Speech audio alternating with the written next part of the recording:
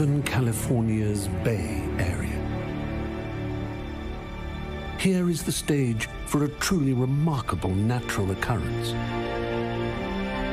Every year, a great migration is made by one of the world's most mysterious species.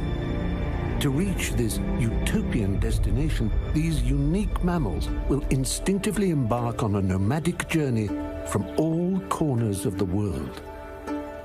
This is the developer's Triceratops, or as it is more commonly known, the developer.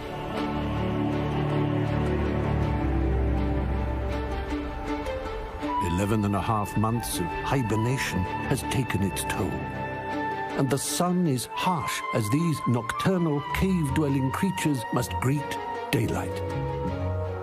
For most, this momentous migration is their first, while for a select few, the pilgrimage is a time-honored tradition. Originating in the remote garages of Silicon Valley, developers evolved at an unprecedented speed. To understand how, we must observe them here, in their sacred temple. And so, it begins. As developers congregate at the event, access to the herd can be hard to come by. For some, blending in is easier said than done. To distinguish themselves, developers identify each other through decorative tribal symbols. These extraordinary plumages are designed to entice and attract. Here, a pack of rogue younglings at play. The safety of numbers allows them to... Oh, wait a moment. They have now entrapped an indigenous silver-crested king developer. Although tempting, one may look at, but not touch, the mane. The feeding frenzy at the great gathering. Moving in like a pack of famished piranhas, this frugal breed will spare no morsel. Those who can pull rank on prime cuts. The event culminates in what is known as the keynote. As the doors open, a behavioral anomaly can be found. Developers running at full speed, battling to secure a coveted front row seat. Following the ceremony, the latest beta software is unleashed. Its nature at its cruelest. Only the strongest apps will survive. The many languages of the developer are a mystery to modern science. Just look at these letters, symbols, formulas, and mumbled jargon. Only these enlightened shamans can decode their true meaning. The creative bonds formed during the Great Migration will enable these geniuses to unlock our future world. The developer is, no doubt, a species scientists will continue to study for millennia.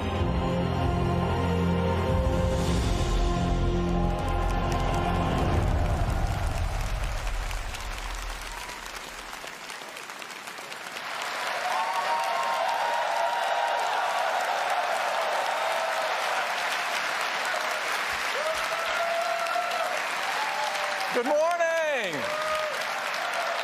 Good morning. I hear the student developers.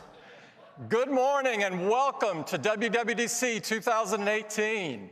It is great to be back in San Jose with everyone. We have developers here from all over the world this morning, from 77 countries. That's more than ever before.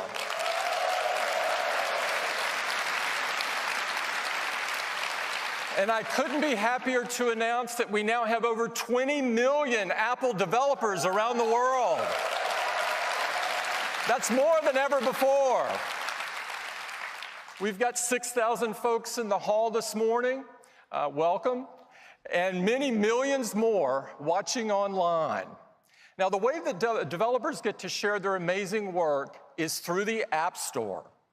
Your creativity and hard work have made the App Store the best place to get the very best apps. Next month, the App Store turns 10.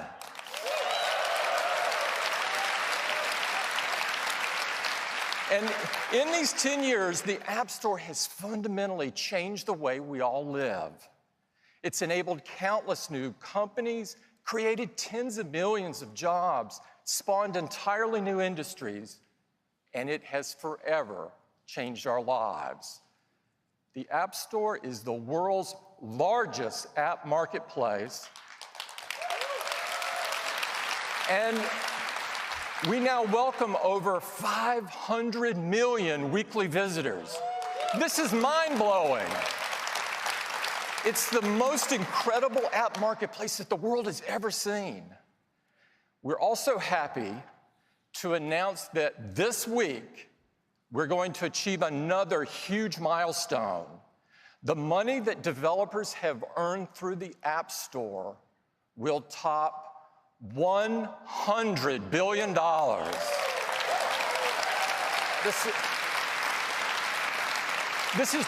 This is beyond remarkable. The App Store is clearly the best place for you to be rewarded for your hard work and creativity. Now, at Apple, we know that developers are a powerful group of creators, that they can achieve and they can develop anything that they can imagine with their code. We want more people to learn the power of code, and it all starts with Swift and Swift Playgrounds. We created Swift to make it so easy to learn to code that it was as easy as our products are to use. Swift is extremely popular. In fact, it's the fastest growing programming language out there. Now, Apple developers are already using it in huge numbers. In fact, over 350,000 apps have been written in Swift on the App Store. Now, we believe that coding is an essential skill and believe it should be offered by every school in the world. Now, learning to code has so many benefits. It develops problem-solving and critical thinking skills. That's why we created Everyone Can Code, with free teaching and learning resources so that everyone could learn to code. It's been so successful and is now available to tens of millions of students around the world. Just imagine what this new generation of coders will create.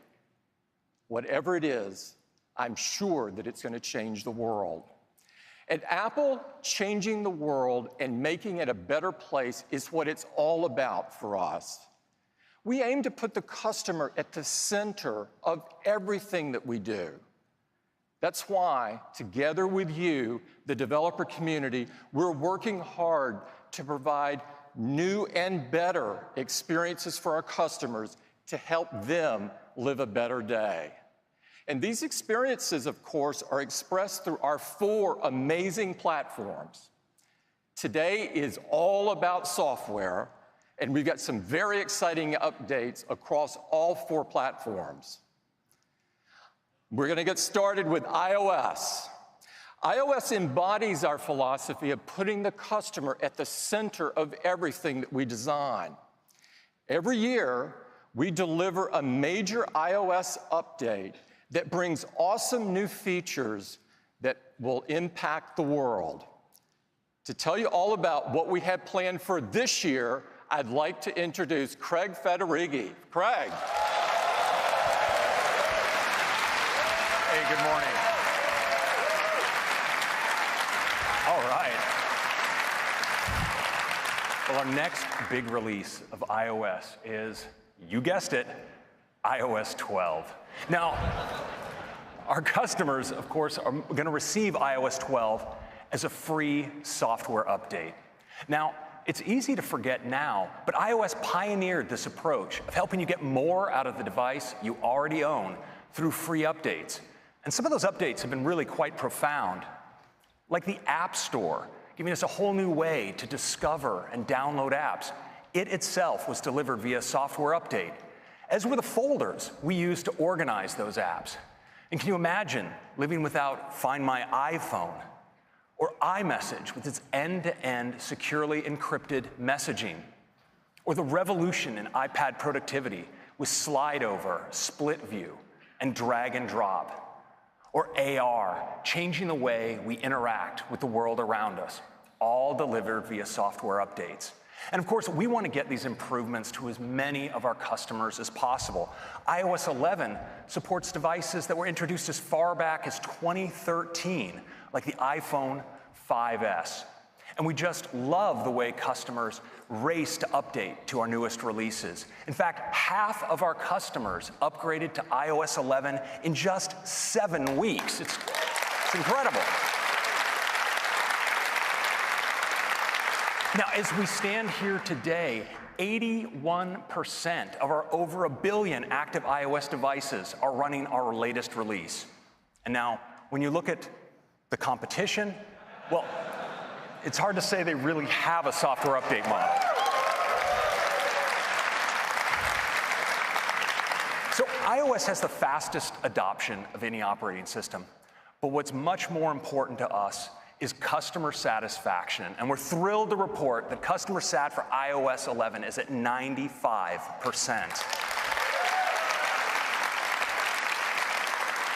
Now, delivering all of these features across such a wide range of devices while maintaining high performance is a challenge we take really seriously. And so for iOS 12, we are doubling down on performance.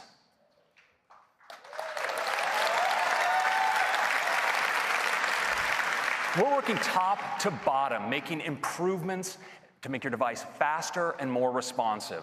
And because we want these changes to be available to the full range of our customers, iOS 12 will be available on all the same devices as iOS 11. This is the largest base ever supported by an Apple release. And we're focusing our efforts especially on the oldest devices. And while it's still early days, we're really pleased with some of the results we're seeing. And so I'd like to share some with you. And I'm going to use an example of a popular phone from a few years ago. This is the iPhone 6 Plus. Now on that device, iOS 12 delivers a number of improvements across common operations. You'll see that apps launch up to 40% faster. The keyboard can come up to 50% faster, and you can slide to take a photo at up to 70% faster.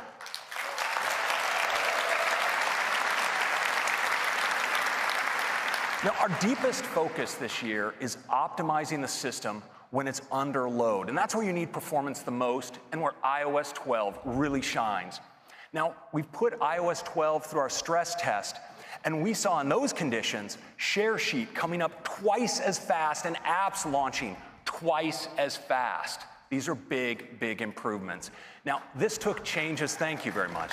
This took improvements in many, many places in the system. And I want to highlight just one, and it starts with the silicon. You know, our tight collaboration with our chip team has enabled us to optimize iOS across the full range of our A-series silicon. Now, CPUs traditionally respond to increased demand for performance by slowly ramping up their clock speed. Well, now in iOS 12, we're much smarter. When we detect that you need a burst of performance, like when you begin scrolling or launching an app, we ramp up processor performance instantly to its highest states, delivering high performance, and then ramp it down just as fast to preserve battery life.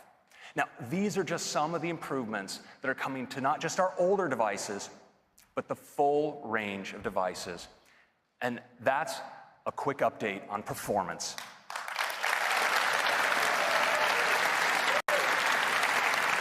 Now, if this is all we've done in iOS 12, I think it would be a great release. But we've done more, much more. And we have a lot to cover today.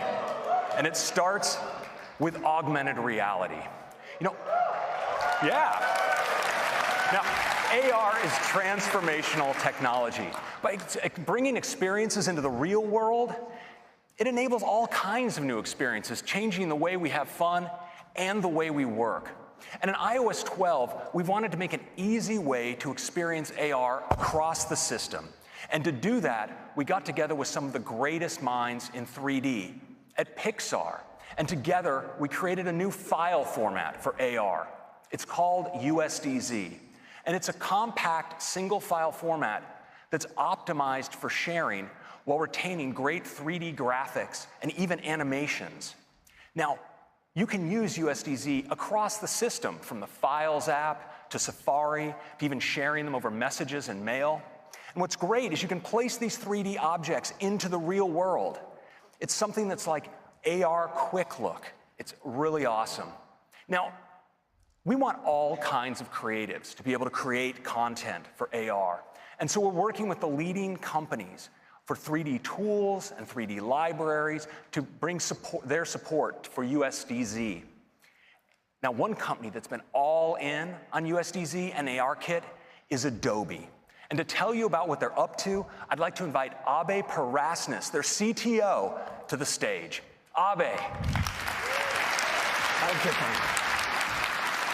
Thanks, Craig. It's great to be here this morning. So at Adobe, we believe augmented reality is an incredibly important technology. And with ARKit, Apple is by far the most powerful platform for AR.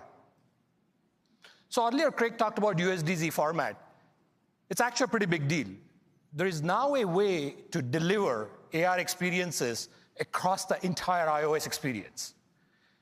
And so today, we are actually announcing that we are going to bring native USDZ support to Adobe's Creative Cloud. With Creative Cloud, designers and developers will now be able to use familiar apps that they know and love, like Photoshop or Dimension, to create amazing AR content and bring it easily via USDZ. And of course, we're not going to stop there. We are going to bring the power of immersive design to Creative Cloud with a new set of services and applications, including a brand new iOS application that's going to let all of you design amazing AR experiences quickly. So you will be able to bring in images, videos, text, any object from Creative Cloud directly into a native AR environment. In fact, for the first time with Creative Cloud and iOS, you will have a what you see is what you get editing in AR. It's pretty cool. So come join us this afternoon, State of the Union, where we're going to give you a sneak peek of some of these new immersive design tools for the first time. Thanks. Back to you, Craig. Thank you, Abe. Now, a critical part of enabling AR is accurate measurement. And fortunately, the precise calibration of sensors in iOS devices and our tight hardware-software integration mean that we do this really well. And we wanted to enable everyone to take advantage of this capability. So we're introducing a new app, and it's called Measure. It makes it really easy to measure objects, detect rectangles and get their dimensions, and measure lines along surfaces. And I'd like to show it to you now. Now, in looking for something to measure, I ended up digging through the attic and came upon my old suitcase from my traveling days in college. A lot of memories in here. Now, I'm actually in the Measure app. You see, I can easily measure along this suitcase by just tapping and dragging out a line like that. And check that out. It's a measurement. Now, what's really cool is I can extend these measurements. So I can just tap, drag along another edge just like that, and even take it into full 3D by dragging down to the bottom like that. Isn't that cool? Now, I mentioned that we could automatically detect rectangles and show you dimensions of objects. So I have a photo here, actually. It's one my mom always wanted me to travel with of me as a baby. And so, you see, what I can do with Measure is it automatically detects the dimensions of that photo. I can just tap and get, oh yeah, cute little baby, wasn't I? And you can get measurements just like that. It's really fantastic. Now, I'd like to turn now to USDZ and its support throughout the system. You know, you can experience USDZ in so many places, and one of those places is news. Now, here's an article, and we're all accustomed to seeing images in news articles, but check this out. Here you see a USDZ asset, and I can just tap on this little 3D control and jump right in and experience it. You can see the amazing animations that are possible, and of course, it's fully interactive. So I can zoom in and pan. Isn't that amazing? Now, USDZ is also great in the web. So here I am at the Fender website, and they actually let you configure your guitar with the kind of finish and pickguard that you want. So I can select a configuration option here, and then I can see the guitar I've configured. So I'm just gonna tap in. Of course, I can see the guitar here, but wouldn't it be cool if I could see it in the real world, in its real size? Well, there it is. Check that out. I think I'm going to capture that for posterity. And that's a quick look at USDZ and Measure in iOS 12. Next, thank you. Next, I'd like to talk about the key technology behind these augmented reality experiences, and that's ARKit. ARKit opens up the world of AR to hundreds of millions of users, making it the world's largest AR platform by far.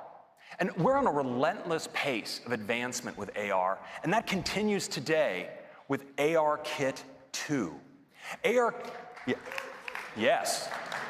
2 delivers advances with improved face tracking, more realistic rendering, and support for 3D object detection and persistence, which enables launching into AR experiences associated with a particular object or a physical space, like starting a game built around a physical toy, or having a physical classroom serve as the foundation for a lesson that was authored in AR. But probably best is the support for shared experiences. Now, this delivers true multi-user augmented reality. You and the people around you will be able to see your own perspective on a common virtual environment. And to help all you developers get started, we created this sample app written in Swift that you'll all be getting today.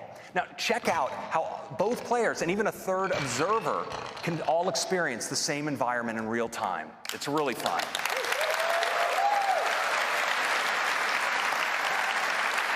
Now, we've also brought in a select few developers into our labs over the last couple weeks to work with ARKit, and they love it. Now, one of them is Lego, and what they've done is so fun, you just need to see it. So I'm pleased to invite Martin Sanders, Director of Innovation of Lego, to the stage to give you a live demonstration. Martin. That's great, thank you very much. Creating and playing with physical Lego sets brings great joy to millions of children and Lego fans all over the world. And now, with ARKit 2, we get to expand those creative possibilities like never before and take things beyond the physical. What we try to do is combine physical and digital together to really open up those creative play possibilities. Because our Lego sets are really the start point for all of those children's imaginations. And when we get a chance to really embed ARKit 2, it takes it to the next level. Let me show you what I mean. Here we have Assembly Square. It's one of our Lego creator sets. And already it has so many great details, it's awesome to play with. But wouldn't it be great if we could take things even further? Well now, with 3D object detection, we get to recognize our models and bring them to life.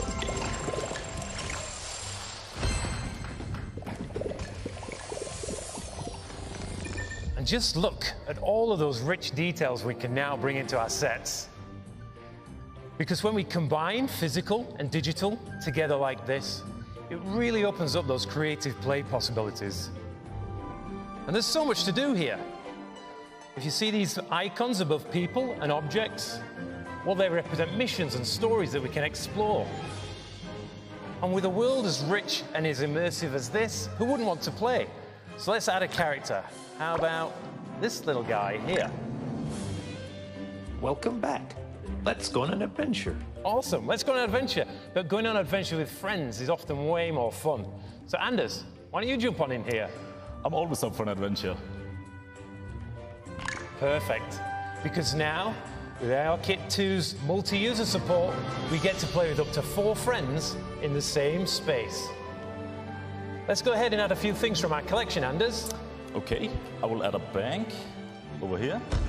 Very nice, I like it. How about taking this for a spin? Ah, that's cool. Because just look at all those rich details you can see on the outside of the building, and even on the inside. Yeah, I think I'm going to add this guy. He's definitely going to keep the bank safe. Oh look, my character's hungry. Let's take him over to the bakery. Well, let's see what they have. Because now with ARKit 2, we get to see inside our physical creations and check out all the details that were hidden before. Got a ballerina, little music session going on, and looks like a bathroom or something. Oops, sorry. Moving on. Oh, another play trigger in the bakery.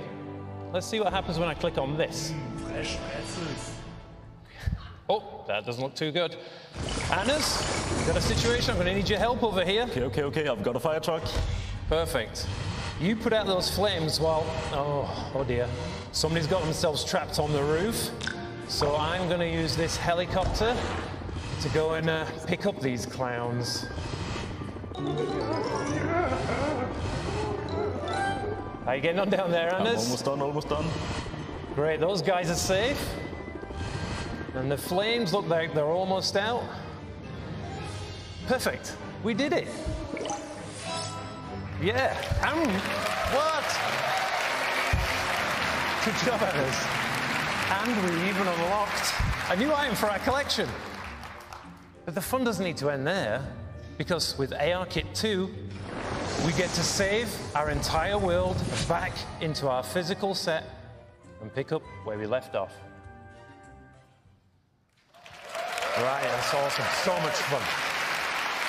But what makes this truly amazing is that with just a single Lego creation and ARKit 2, it really opens up those creative play possibilities.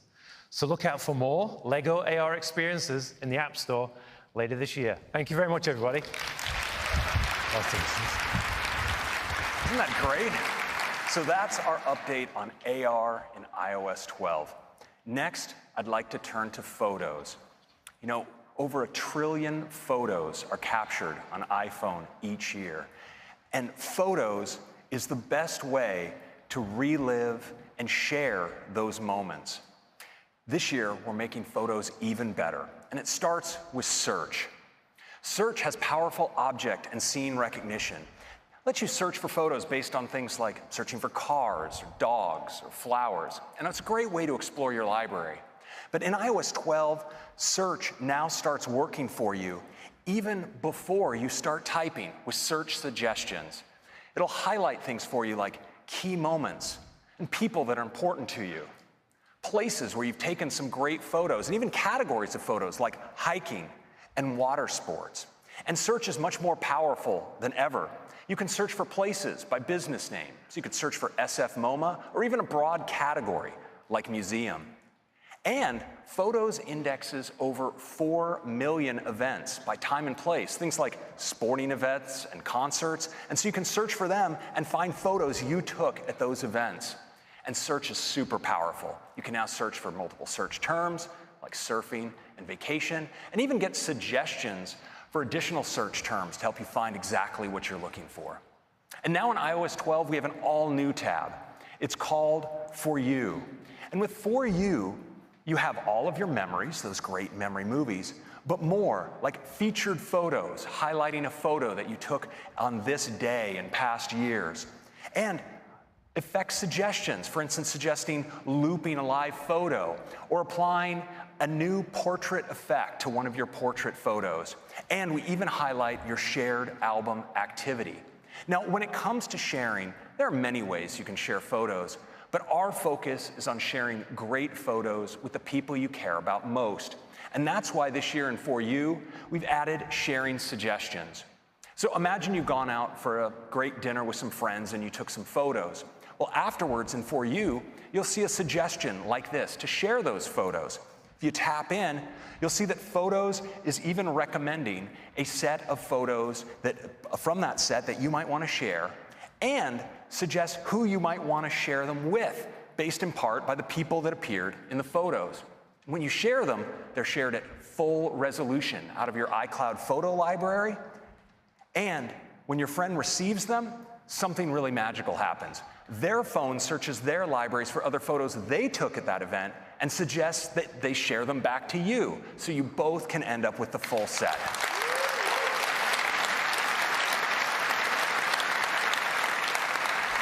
Now, this is built around iMessage, so of course it's private, using end-to-end encryption, and all of those smarts are done with on-device machine learning. So that's your quick update on Photos in iOS 12. And next, let's turn to Siri. Now, Siri is by far the world's most used digital assistant, with over 10 billion requests processed per month. And because Siri works across all your devices, it's always there to help you through your day getting things done. Now, we all know that Siri works with many third-party apps for things like messaging, ride-sharing, and payments. But we wanted to make Siri able to do much more for you. And we're doing that by taking advantage of the power of apps with a new feature we call shortcuts. Now, with shortcuts, any app can expose quick actions to Siri. Let's look at some examples. Now, say you have the Tile app because you're always losing your keys. Well, the Tile app can expose the option to add a shortcut to Siri. You can assign your own phrase, such as, "I lost my keys," would be a good choice. And when you then say it, Siri will automatically activate Tile and show you right in the Siri UI, start ringing your Tile just like that. It's really great.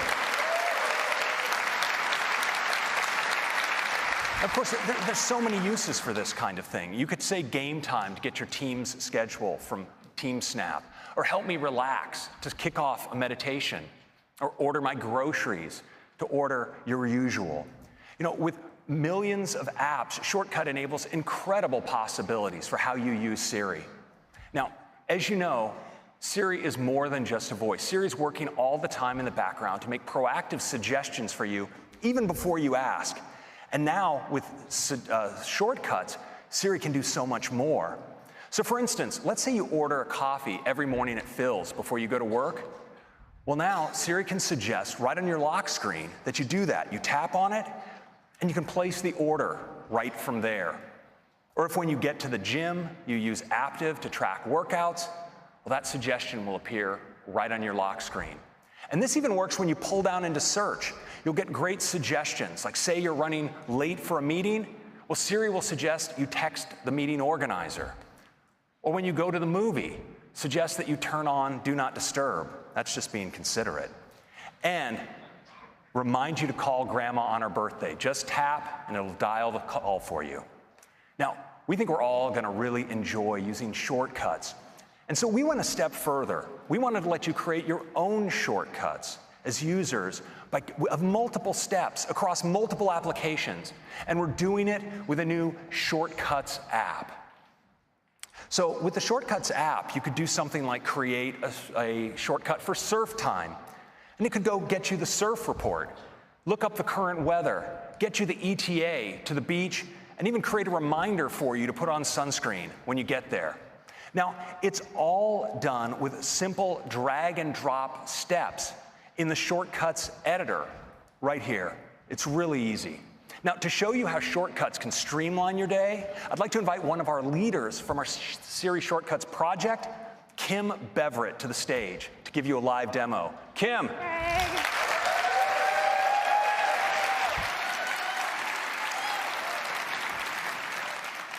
I am so stoked to show you Siri Shortcuts. To do that, I'm going to walk you through my day. So imagine it's the morning, I'm headed to work, and I pick up my phone, and I see this suggestion from Phil's Coffee. Siri has learned that I do this most mornings, so now I can just tap on the suggestion, and I see all the details I need to confirm my perfect mint mojito right here on the lock screen without even going into the app.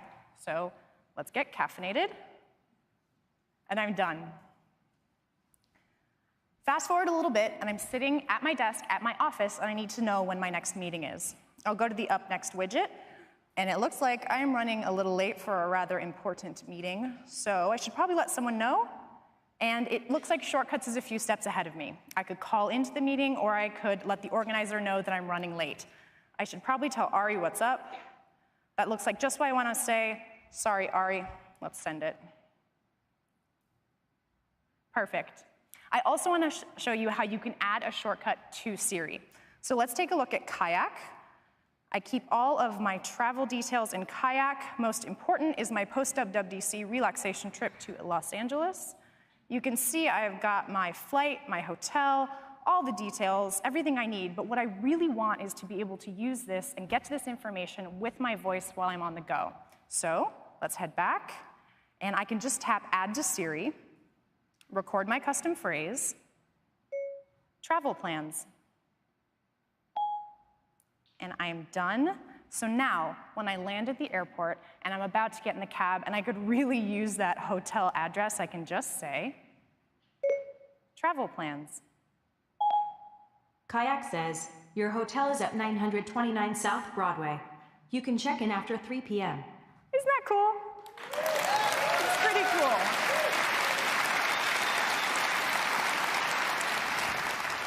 So I would love to be on that vacation, but I should, I don't know, probably finish this demo. So let's head back to work, and I can show you how the Shortcuts app can help me with my commute home.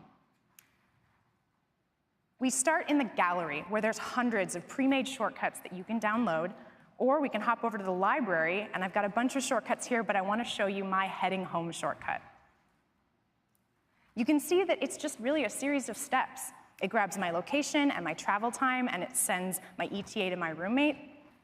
It sets my HomeKit thermostat to 70 degrees, and it turns on my fan. And last, it gets directions home with Apple Maps with the best route to avoid traffic.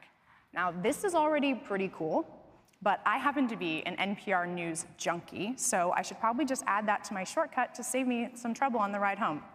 Let's tap Search. And there's a bunch I can add here, but I can just tap Siri Suggestions. And there it is, Play KQED Radio. We'll drag this in, drop it, and we're set. I've already added this shortcut to Siri with the custom phrase heading home. So now, whenever I leave work, I can just say, heading home. You will get there in 1 hour. I sent a message to Cheryl. Your thermostat is set to 70 degrees, and I turned on the fan, playing KQED radio. Right?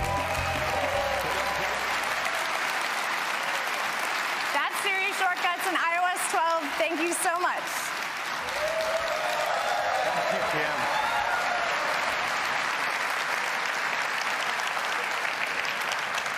And that's Siri Shortcuts.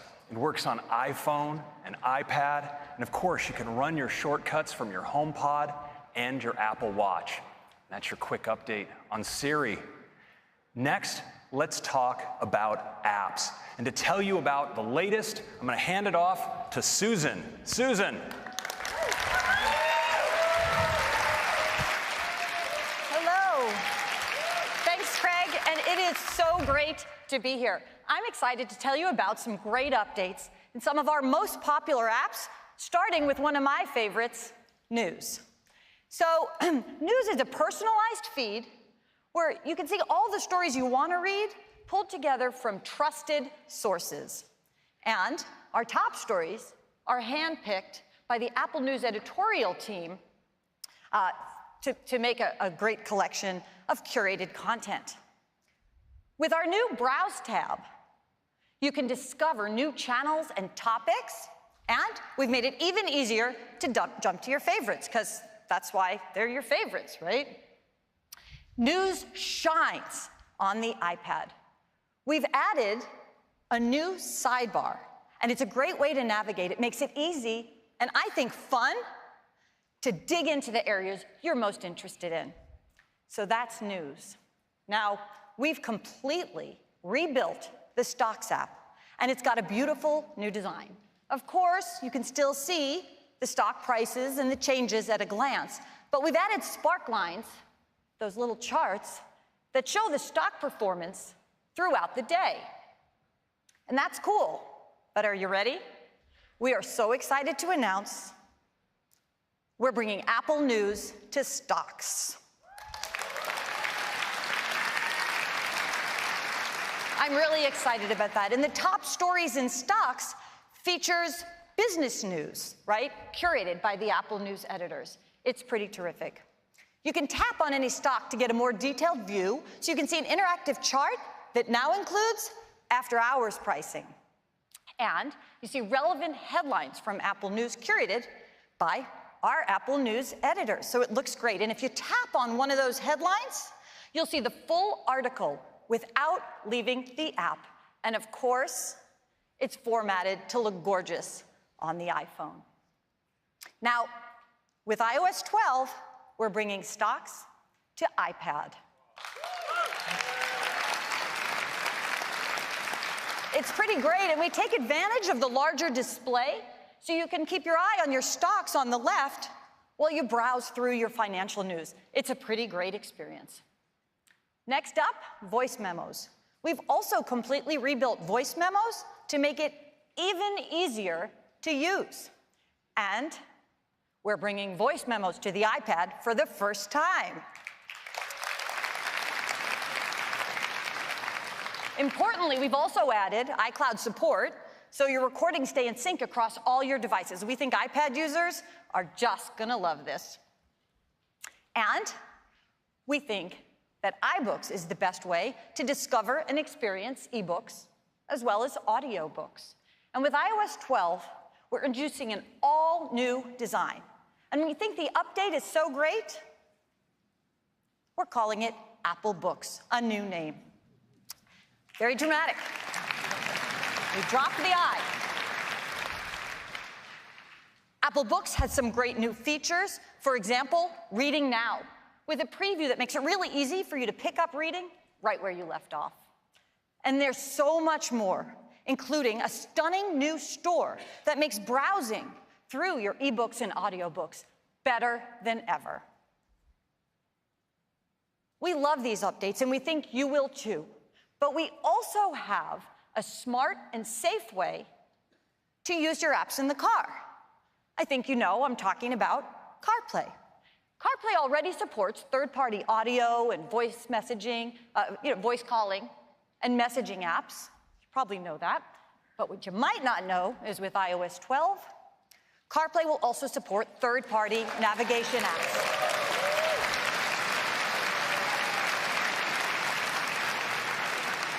So now you have even more choices when you use CarPlay. That is a really quick look at some of our app dates. And Craig, back to you. Thank you, Susan. Well, now I'd like to take a moment to talk about something that's on a lot of people's minds lately. You know, iPhone and iPad are some of the most powerful tools ever created for learning, exploring, and keeping in touch. But some apps demand more of our attention than we might even realize. They beg us to use our phone when we really should be occupying ourselves with something else. They send us flurries of notifications, trying to draw us in for fear of missing out. And some of us, it's become such a habit that, we might not even recognize just how distracted we become. Well, we've thought deeply about this. And today, we're announcing a comprehensive set of built-in features to help you limit distraction, focus, and understand how you're spending your time, and balance the many things that are important to you. Now, it starts with Do Not Disturb. There are times of the day, or times when you just don't want to be disturbed, and one of those, of course, is at night. Sometimes you wake up in the middle of the night and you look at your phone, maybe just to check the time, and you're confronted with something like this. Barrage of notifications that spin you up and keep you from falling back asleep. And so we're introducing Do Not Disturb during bedtime, where all you'll see is this. nothing to get you spun up. And in the morning, yeah.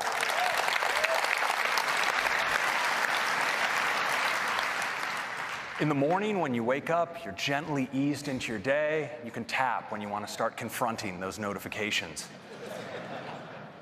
Now, we've all found ourselves in situations like this. Now, rest assured, he stuck the landing on this one. But now, Do Not Disturb can help. And we made it easier than ever to use Do Not Disturb, because now we have a great new mode where when you press into Do Not Disturb in Control Center, you can set an ending time for Do Not Disturb for when you leave a particular location or when an event ends on your calendar. So I think we're all going to be using Do Not Disturb a bunch more. Now, next I want to talk about notifications. Now, notifications help keep us informed and connected to important things that happen throughout the day. And we'd like to give you more control over how many notifications you receive. And so we're enabling what we call instant tuning for notifications right from the lock screen. You can press in to a notification, and from there you can decide to send future notifications from that app directly to Notification Center, bypassing your lock screen, or turn them off altogether. And Siri will even help by suggesting that you turn off notifications for apps that you're no longer using. Now, we also wanted to give you help managing large numbers of notifications. So I'm thrilled to announce that we're bringing to iOS support for grouped notifications.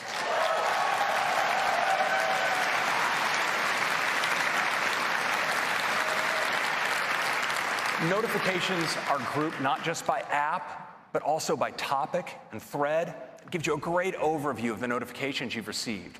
You can tap in and look at a particular group, but of course, just as important, with a single swipe, you can triage a whole group of notifications away. So that's notifications. Now, in addition to these great features for helping you limit distractions, we wanted to go further. And it's with a feature we call Screen Time. Screen Time empowers you with both insight and control over how you spend your time. And it starts with reports. Every week, you get a weekly activity summary that details how you used your iPhone or iPad. You tap in, and you get to view your full activity report. It's really detailed. You get deep insight on how much time you're spending, where you're spending it, and even how your use breaks down during the day or the night. You get a summary of the time you're spending in apps, how much time you're spending, how often per hour you're picking up your phone and what's drawing you in, and what apps are sending you the most notifications. Now, equipped with this insight, you can make decisions about how much time you want to spend with your device each day. But we know there are people who would like a little extra help in managing their use of apps. And for them, we've created app limits. So if in your activity report, you see an app where you might want to be spending a little bit less time, well, you can set your own limit. And then during the day, when you're using the app, you'll receive a helpful notification letting you know time is almost up.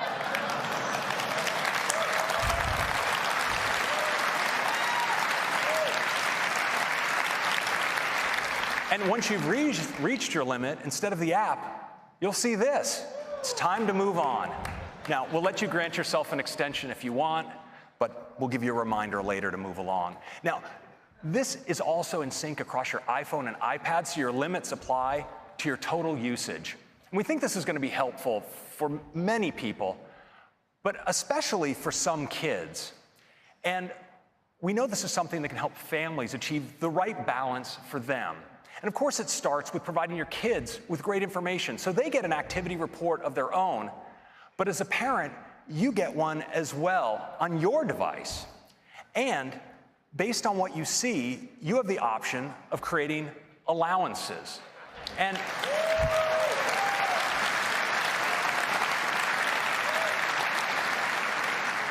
now, you have many options. One of them is downtime, time when you want your kids to unplug altogether, for instance, at bedtime.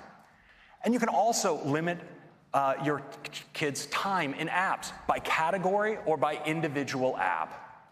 Now, there's some apps you may want to always allow them to use. For instance, you may want them to be able to get at the phone at all times so they can contact you. Or you may want to give them access to educational apps. And you can also limit access to only movies, apps, and websites that you deem age appropriate. Now, this works, of course, across their iPhone and iPad, and it uses family sharing, so it's super easy to set up. And you can manage it all remotely from your parental device. And so that are some great screen time and some great features to help you better manage your time.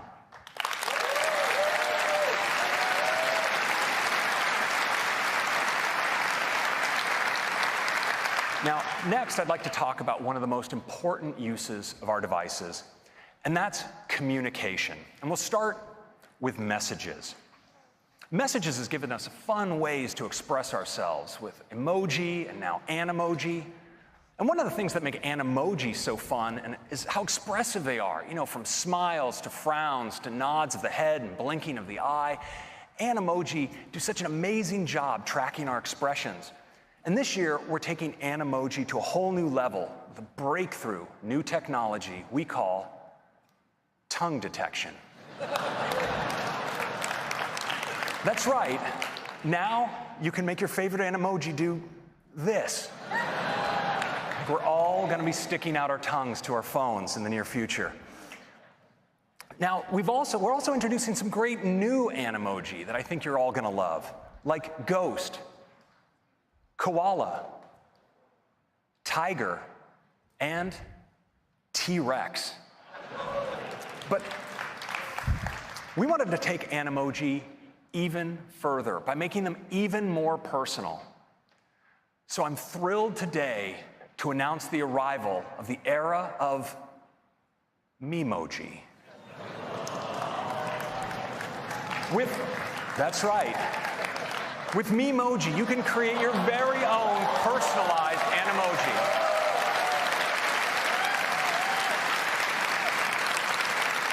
Now, these Animoji can look like you or the real you. And we've worked hard to build a deep set of customization options to let our customers create an incredibly diverse set of Memoji. It's really incredible what you can create. And we've designed a beautiful new experience to create these Memoji that makes the process fun and easy. Now, to tell you more about it, I'd like to invite one of the managers of our messages and Animoji features, Kelsey Peterson, to give you a live demo. Kelsey. Good morning. I cannot wait to tell you what's new with messages. Let's get started with Animoji. First, you need to meet the newest members of the team. We've got a new cat in town, our tiger. She's so cute. And now, my personal favorite, the koala. Oops. Just getting excited, scrolling through here. They can't all be cute and cuddly, though, so here's our T-Rex.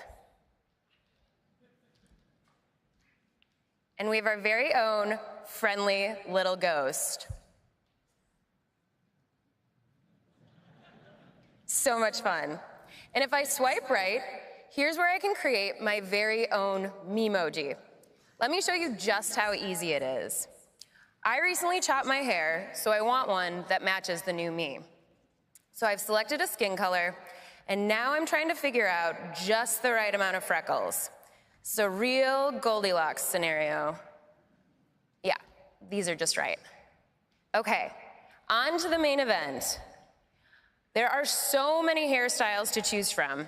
First, I'm gonna grab my color, and then like I said, I need to go a little bit shorter. All right. Nope, this is the one. Now that I'm all set, I can of course select my eye color.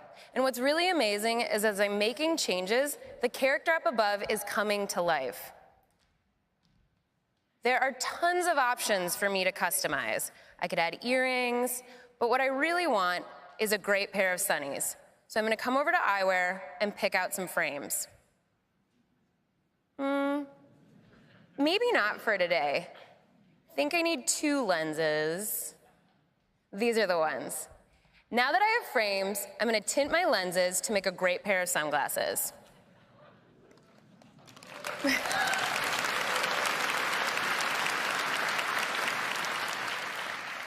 Perfect. Okay, I think I'm all set. I'll tap done, which saves my brandly created Memoji right here into the drawer alongside the rest of my team. And that's how simple it is to create your very own Memoji.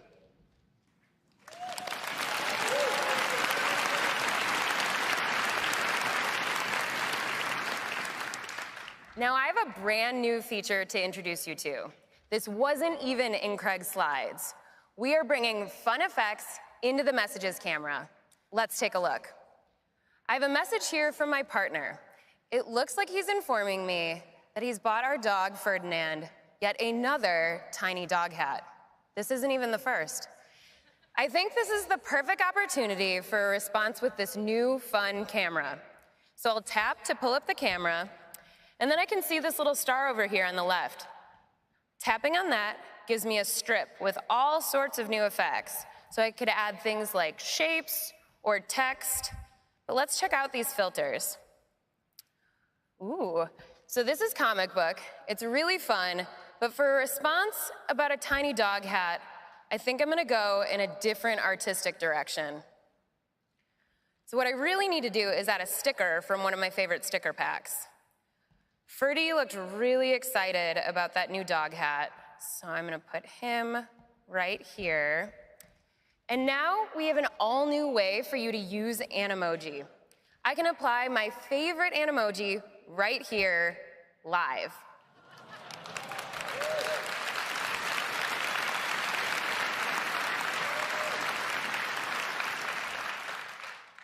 Here's the Memoji I just created, but I actually have just the one. It's of me in a very similar red hat, which is kind of perfect for twinning with my pup. So I'm gonna set up my shot, snap, and send. And that's a demo of the fun new effects and messages. Back to you, Craig.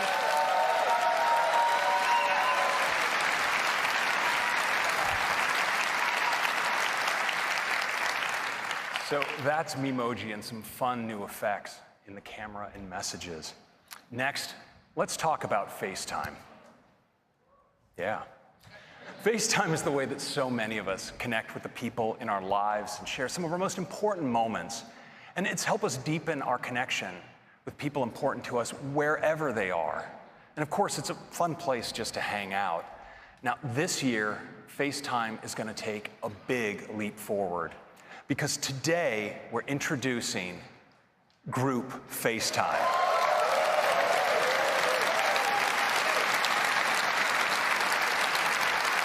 Now, you'll be able to FaceTime with 2 people, 3 people, actually up to 32 simultaneous participants. Now, setting up a group call couldn't be easier. Just instead of typing one person's name, you can do many. You can ring them by tapping audio or video. But we also introduced a great new way because FaceTime is now integrated into messages. So you can quickly go from a group chat you have going directly in to a group FaceTime. And members of the group can join in and drop out at any time. It's really great. Would you like to see it? Well, let's do a demo. Well, I think for our first live demo of group FaceTime, I'm going to contact the folks back in Cupertino. I can just dive into this conversation I have going with the members of the FaceTime team. And it looks like actually they're already on a group FaceTime call, so I'm just going to join right in.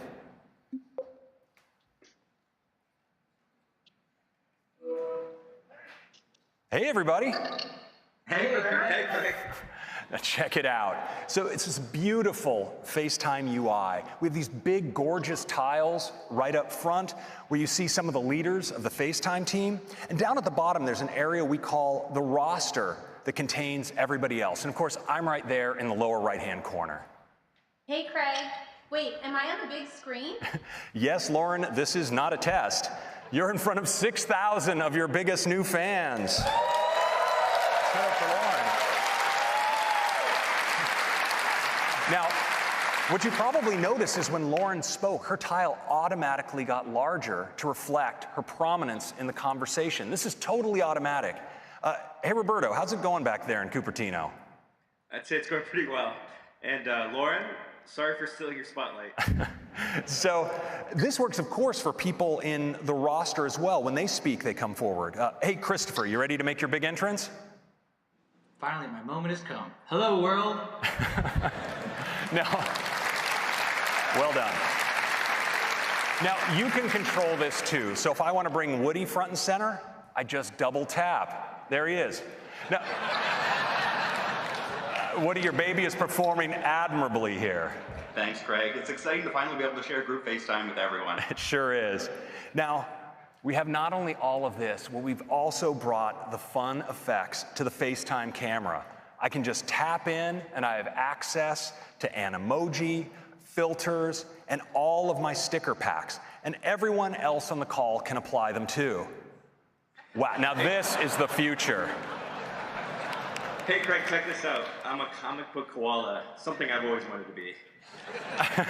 I'm glad you've finally been able to express that side of yourself, Roberto. Hey, Tim, is that you? Yeah, it's me. I signed up to help test FaceTime. All right.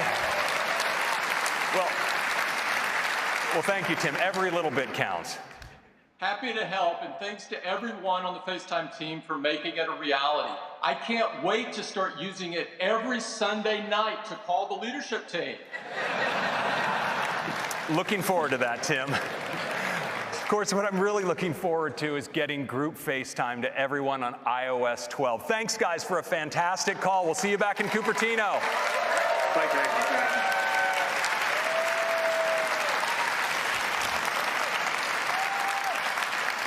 So that's group FaceTime.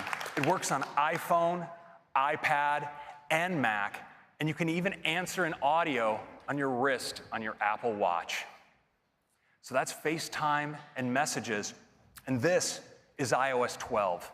Improved performance, new AR experiences, Siri suggestions, screen time, Memoji and fun effects in the messages camera, and group FaceTime.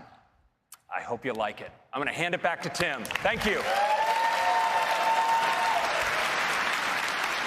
Thank you, Craig. iOS 12 looks fantastic, and we can't wait for everyone to get their hands on it. Next up, we'd like to talk about the Apple Watch. Yeah. When we began development of the watch many years ago, we had a vision for just how impactful and essential it could become in our lives. So we worked very hard to create something that you would love and want to wear all the time. And customers do love it. In fact, Apple Watch is #1 in customer satisfaction. And not just this year, but every single year since we launched in 2015. And growth has been off the charts. Apple Watch grew 60% last year. We're constantly hearing from customers about the many ways that the Apple Watch has changed their lives. And I'd like to share just one of them with you this morning. Mary Dobjan was boating with her husband, John, when due to a medical condition, all of John's muscles went completely limp, and he fell into the ice-cold water. With her arms wrapped around John to keep him from drowning, Mary could not reach her phone to call for help. But with her Apple Watch, she was able to call Siri, or to use Siri to call 911. Rescuers soon arrived and saved John's life.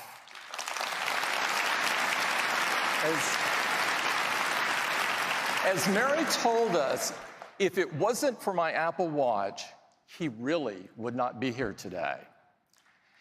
This is just one of the many stories that we've heard about how Apple Watch is impacting people's lives.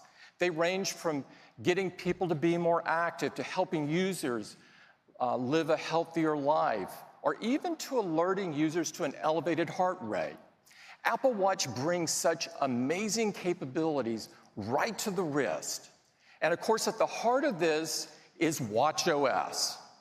We're excited to introduce watchOS 5 today, which brings even more ways for you to stay active and connected. And I'd like to hand it off to Kevin Lynch to tell you all about it. Kevin?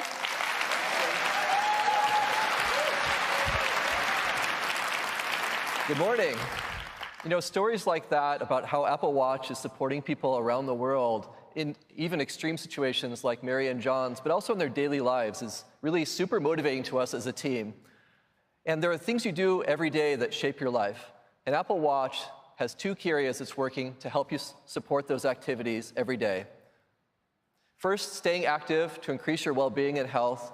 And second, being connected to the people and the information that you care most about. We're moving watchOS forward in both of these areas. Let's start with health and fitness. Now, much of the power in the health and fitness features that we put in Watch are really empowered by the investment we do to make sure the data you see is accurate. The data from our custom-built heart rate sensor, accelerometer, gyro, GPS are all thoroughly validated. In fact, from our fitness lab, we've studied over 6 terabytes of data, where 12,000 study participants logged over 90,000 hours of sessions. They actually burned 2.3 million calories doing this. We believe this is the largest biometric data collection of its kind. And we take this information and we work to integrate this seamlessly with the user experience. So when you raise your wrist and you look at your activity rings, the information is not only accurate, but it's also meaningful to you. And we really love hearing about your focus on closing these rings. And we really enable this through a number of ways in Apple Watch. First, of course, we do daily coaching, so you can see what your goals are for the day. We also support celebrations when you achieve your goals. And we have special edition challenges, like the most recent Earth Day challenge that we did. And on a monthly basis, we do monthly goals that are personalized to you. And of course, the Activity app also supports activity sharing, which has become one of the most popular features of the Activity app. Many of you love the excitement of good old-fashioned competition, though. So in watchOS 5, you can challenge any of your activity-sharing friends to a 7-day competition whenever you would like. And if they accept, you each try to win the week by closing your rings and earning points. You earn 1 point for each % of a ring that you close. And while you're in the middle of a competition, your progress notifications are updated to not only show you the progress your friend's making, but also where you stand in the competition. And when you win, you receive a new award. We're really excited about this addition, and if you're competitive, it gives you a whole new way to enjoy the Activity app. Now, when you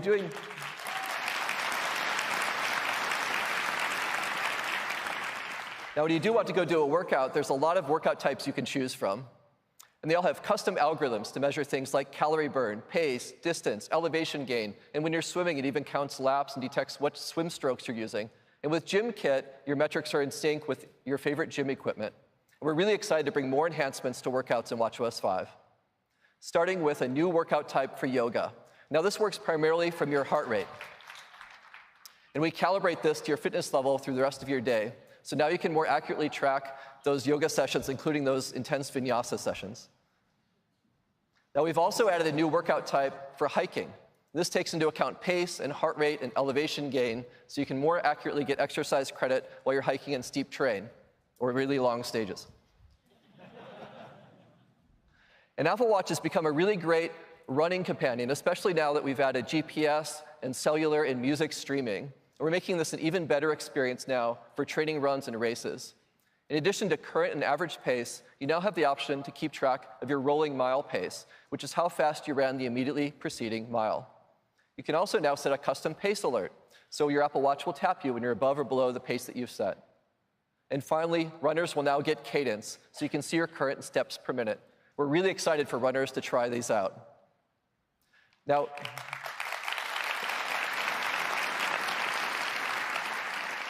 Now, there's sometimes when you forget to start a workout on Watch, but you've started working out. And to solve this now, we're adding automatic workout detection.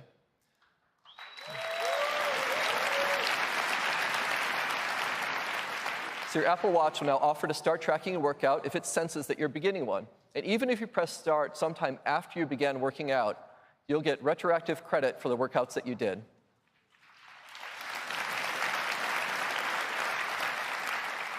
And these start alerts will support all these great workouts on Apple Watch.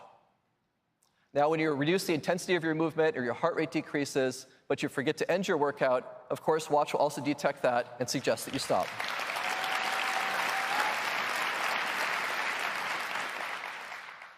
So all these new features, activity competitions, the new yoga and hiking workout, new features for runners and automatic workout detection are all enabling you to more accurately track your workouts and stay motivated while you do. Now let's talk about being connected. Apple Watch enables you to remain in the moment while also easily connected to the people and information that you care about. And the introduction of cellular made this even better. You can stay connected even when you're going out for an evening, running some errands, or even going for a swim. Or stay in touch when your phone might not be easily available to you. And staying connected with people you love is something that our customers love about Apple Watch. You can easily make or receive a phone call, and you can hear the emotion and tone on the other end of the voice as you talk in real time. Or you can use messages to have impromptu, short conversations with loved ones in a message thread. In watchOS 5, you'll have an entirely new way to communicate on your watch. That's real-time voice, but with the spontaneity of short messaging. Did you steal my chips? Maybe. I cannot wait till you go to college. Introducing Walkie-Talkie.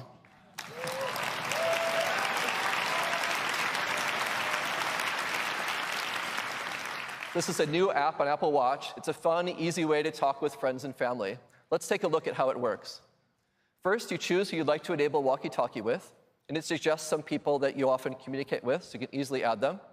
Now, the first time that you do this, your friend will receive a one-time request to allow a walkie-talkie connection with you. If they accept, then you can speak to each other with walkie-talkie whenever you like. And to do this, you just press to talk, and then your friend can hear your voice just like a walkie-talkie. And they're going to feel a haptic and hear a beep-beep sound right before your voice comes out. And this new watch-to-watch connection works over cellular or Wi-Fi. It has really high audio quality, and it's a lot of fun. We can't wait for you to try this out. That's walkie-talkie.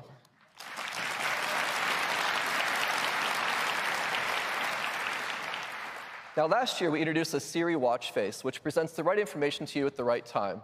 And Siri does this using machine learning, so it's going to get better at predicting your actions over time by combining inputs like the time of day, your location, your daily routines, or which apps you use when. We're making some great enhancements to the Siri watch face now. First, we're adding new content. So now you can get live sports scores, you can get commute time home or to work, or you can see your heart rate, for example, after a workout, or your resting heart rate. And we're also adding Siri shortcuts. Those shortcuts you saw coming to iOS 12 are also going to be available in watchOS. So in addition to getting relevant information, you'll also receive predicted shortcuts right on the Siri watch face. So at a wrist raise, you'll be able to directly do things like turn on your leaving home scene, or start an outdoor walk, or play your favorite morning playlist. And these shortcuts appear based on whether you typically do those actions at those times. So super easy now to just tap and do those actions.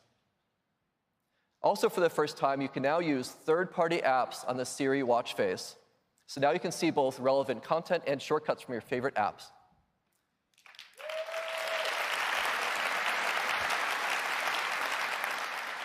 So if you always go running with Nike Plus Run Club at a certain time, or you're logging your meals with Lose It, or you use Citymapper to find your commute home, you just raise your wrist and tap. It's that easy. So new content, support for shortcuts, and third-party apps making for an even more powerful Siri watch face. Now, currently, to talk to Siri, you raise your wrist and you say, "Hey, Siri." And when you think about this, it's quite a strong signal when you raise your wrist and talk to your watch. It's kind of like when someone's standing right in front of you. You don't need to say, "Hey," because you have their attention already. So we're bringing this same social cue to Siri on the watch. So you no longer need to say, "Hey, Siri." You just raise your wrist and talk to Siri.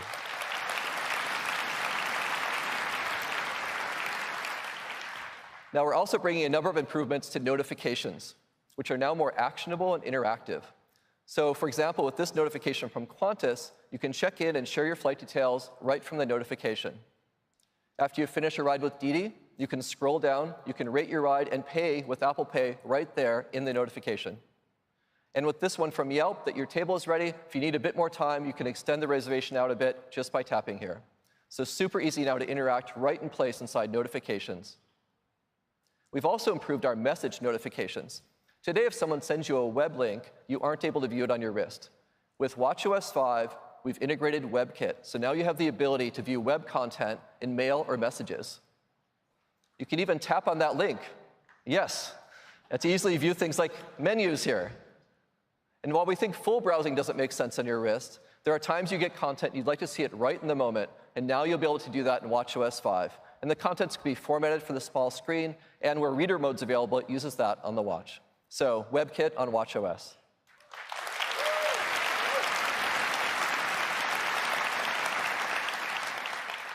Now with watchOS 4, we introduced an entirely new way to listen to music while you're on the go. You can stream 48 million songs on your wrist with Apple Music, or you can listen to automatically synced and curated playlists. And now, with watchOS 5, we're giving you even more to listen to.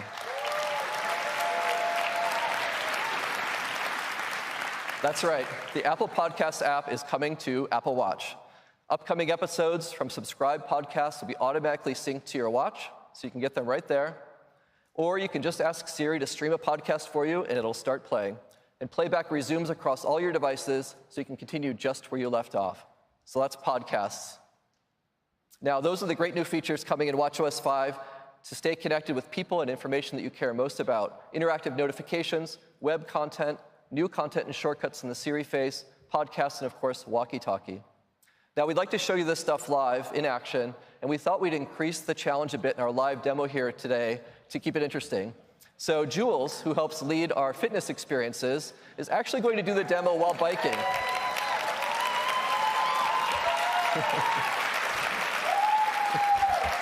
So Jules has expertise in coaching, and she knows how to move and demonstrate and motivate all at the same time. Take it away, Jules. Thank you, Kevin. I've got some great stuff to show you that I think you're really going to love. And bonus is I get to work on closing my rings while I do it. So first, I'm super excited to show you how easy it is to start a workout with GymKit. I just tap to connect and accept on the watch. And now I can control and start the workout right here from the console on the bike. All of my data between the watch and the bike is in sync, and all of my workout metrics are accurate. Now, I wouldn't typically be trying to demo things for you and sneak in a workout at the same time, but I want to show you activity competitions. And to do that, I need to keep moving. This morning, I got this notification, and it says, your competition with Jay is down to the last day, and it's a close one.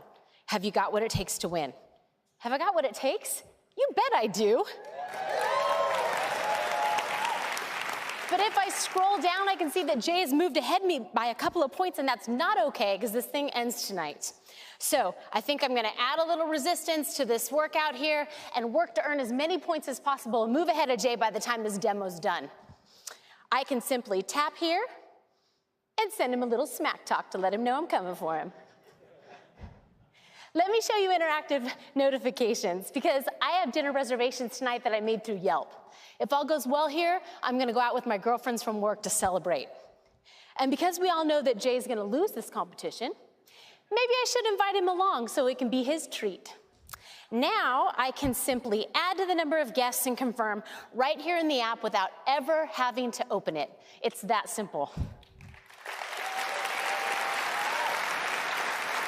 Now in watchOS 5, notifications from apps are smartly grouped together. And here are a couple messages from my friend Catherine.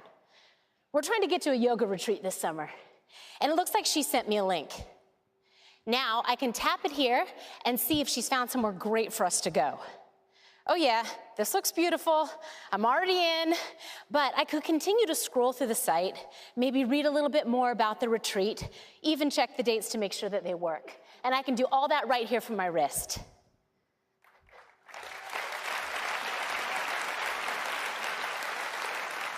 Let me show you the enhancements that we've made to the new Siri watch face. At the top here, you see the workout that I'm in right now. And when I'm ready to get back to it, I can just tap. Next up is Glow Baby, because it's about this time each day that I check the app to see if my husband has logged our 1-year-old's nap. Oh, good job, baby. He slept 2 hours. And you parents know that good naps equal good nights, so I'm looking forward to that. All right. As I scroll through my day, I can see my next meeting. I can see traffic and directions to places that I'm going later today. Here's that dinner that Siri found in my calendar. And waiting for me at the end of my day is a shortcut to my evening meditation with 10% happier. Nice. Now, I want to check back in on this competition, but I thought it might be a good idea to get a little moral support from my #1 fan. And you heard Kevin say how walkie-talkie is so great for staying in touch with close friends and family. So I set my daughter up with walkie-talkie so that she can help demo what it's like to receive one and maybe give me a little bit of love up here. Oh, there she is. Mommy, I see you on TV. Isn't that fun? How am I doing? So good. I know you'll beat Uncle Jay. Hashtag mommy for the win. Thanks, Peach. I love you.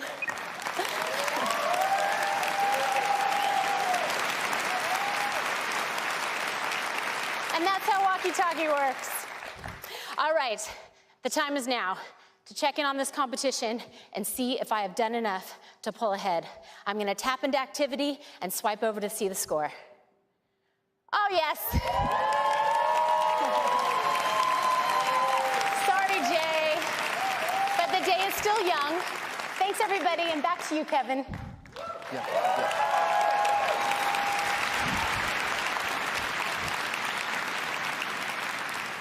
Way to go, Jules. So in watchOS 5, we've enabled even deeper integration on the watch for apps, enabling them to work right in the moment.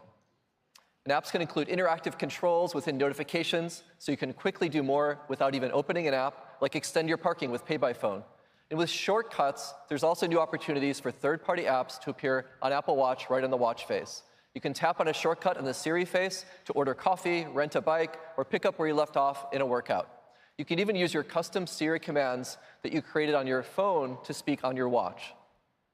And for native apps building rich experiences, we've improved the Workout API for greater performance, and we've added the ability for third-party apps to play background audio.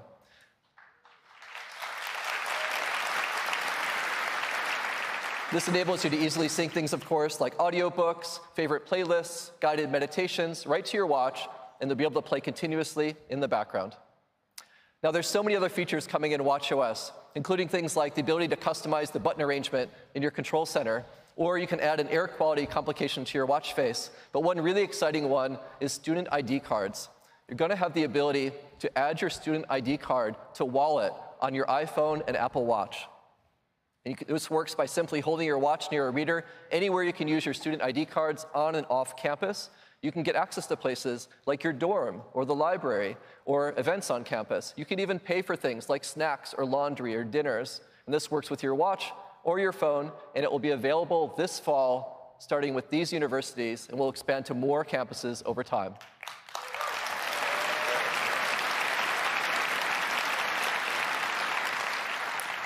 Now, this is also Pride Month, and we're really excited to introduce an all-new Pride Edition watch band.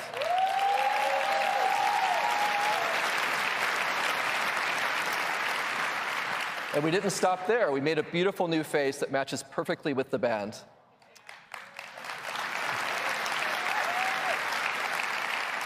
And the face and the band are available today. And if you'd like to use the new watch face, you can choose to add it from the watch face gallery starting at noon today. That's just some of what's coming in watchOS 5. Thank you very much. Back to Tim. Thanks, Kevin. Thank you, Kevin. watchOS just keeps getting better and better, and we're excited for you to try all of these great new features to help you stay more active and connected. Next up is Apple TV. Last September, we introduced Apple TV 4K, and our customers love it. Since its introduction, the Apple TV business has grown an incredible 50%.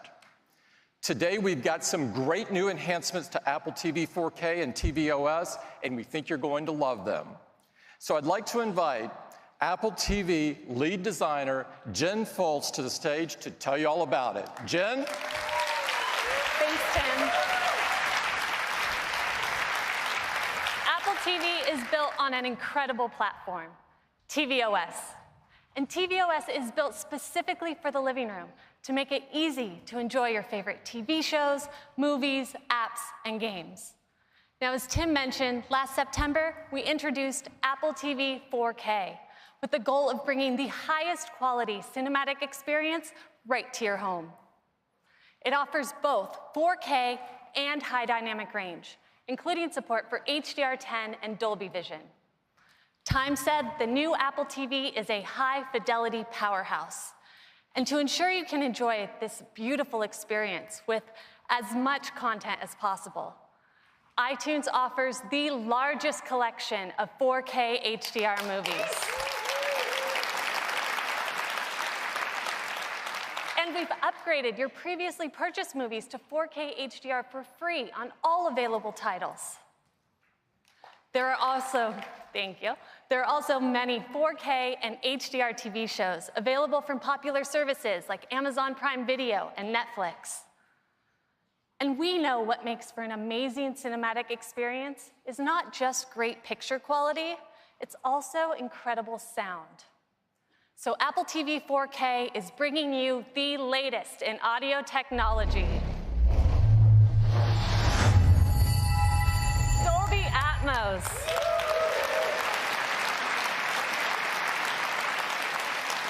With Atmos, you get room-filling sound, the perfect complement to the stunning visuals of Apple TV 4K. Now, what makes Atmos so special is that unlike a traditional surround sound setup where sound is assigned to channels like the left or the right, Dolby Atmos has the ability to completely immerse you. Atmos moves sound in three-dimensional space, creating an experience with powerful audio that flows all around you. It puts you right in the center of the action. All this with a home theater setup as simple as a Dolby Atmos-enabled soundbar and an Apple TV 4K. In fact, Apple TV 4K is the only streaming player to be both Dolby Vision and Dolby Atmos certified.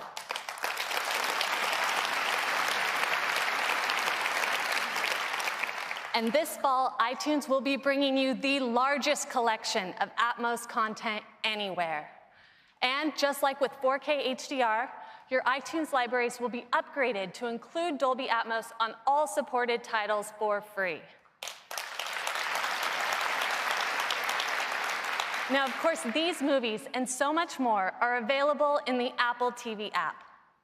The Apple TV app is the center of your video experience, a single place to find and watch what you love across your favorite apps. It's on Apple TV, iPad, and iPhone, where you can find not only on-demand TV shows and movies, but also live content, including sports. The Apple TV app now offers a huge range of live sports. And we've added live news to make it even easier to stay current. The addition of live sports and news providers brings the coverage of the TV app to over 100 video channels, giving you a massive selection of content all in one place. With all this, Apple TV is the best box to connect to your TV. And that's now more true than ever, as more and more cable companies fundamentally shift how video gets to your TV. This typical cable box is becoming a thing of the past, as these companies embrace internet-based delivery. And many of them share our vision of Apple TV as the one device for live, on-demand, and cloud DVR content. And we've already started working with partners around the world to make this a reality. In France, we're working with Canal+. Almost a third of French households subscribe to Canal services, and their subscribers can now choose Apple TV to access more than 100 live channels and some of the biggest sports, including the French Open in 4K. In Switzerland, we've partnered with Salt. Salt just launched a new TV service with more than 300 live TV channels, and it's available exclusively on Apple TV. And I'm really excited to announce that here in the US, Charter's Spectrum will be coming to Apple TV late this year.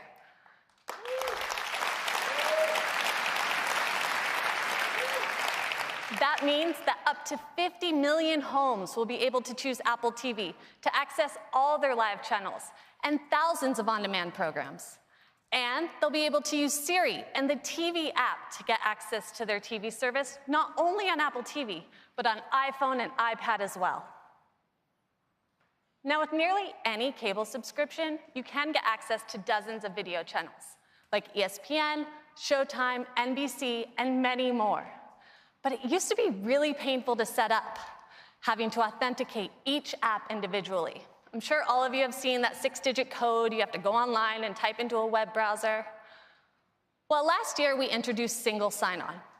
Enter your cable credentials only once, and we unlock all of the apps your subscription supports.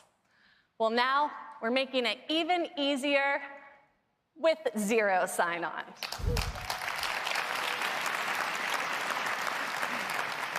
So now, if you're on your TV provider's broadband network, we'll securely and automatically unlock all the supported apps included with your TV service. No credentials needed, it just works.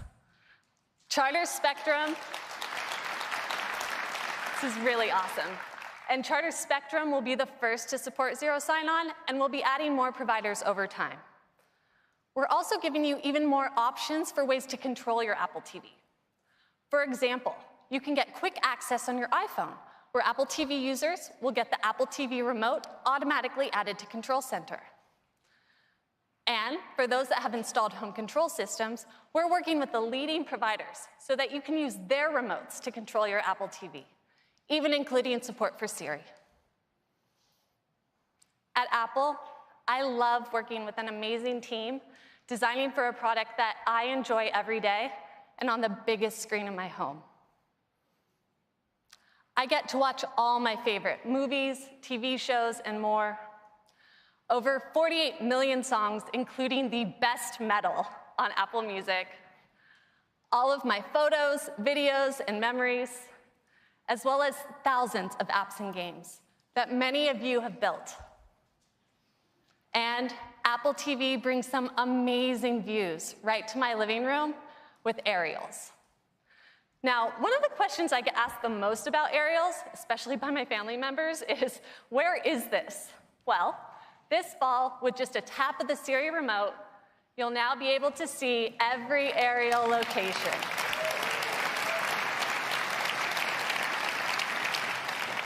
And you can even swipe between locations, so you can see even more.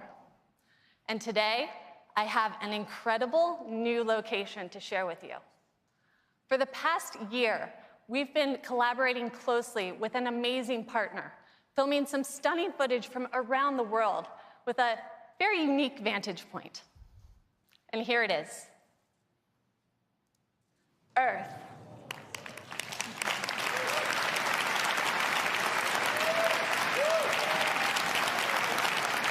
This is filmed by astronauts aboard the International Space Station.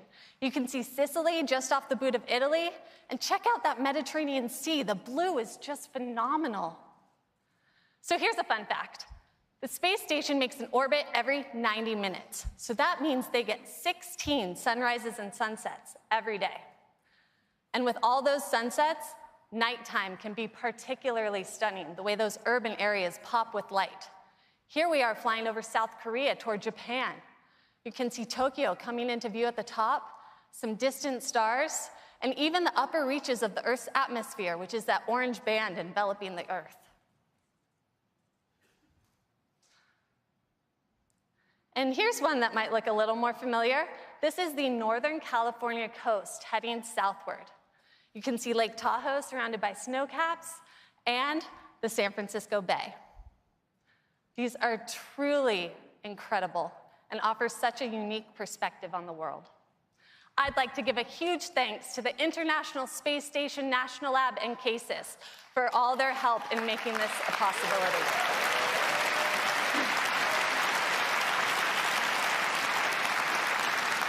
These are going to look incredible at home in 4K HDR. So that's tvOS. Apple TV gives you amazing picture and sound with 4K, HDR, and now Dolby Atmos. And the Apple TV app is the center of your video experience. Available on Apple TV, iPad, and iPhone, it's the one place to find all your favorite TV shows, movies, sports, and news. And with that, I'll hand it back to Tim. Thank you. Thanks, Jen. Apple TV 4K and tvOS look and sound awesome. You're really going to love it. Next up is the Mac. At Apple, yeah, we love the Mac.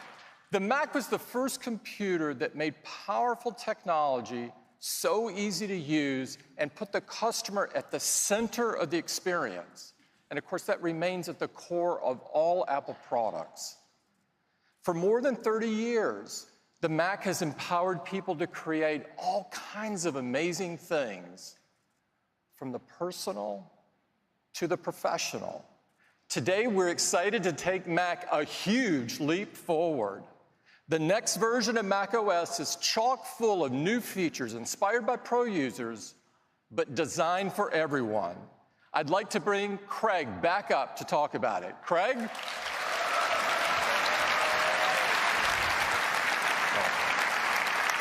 Hello again.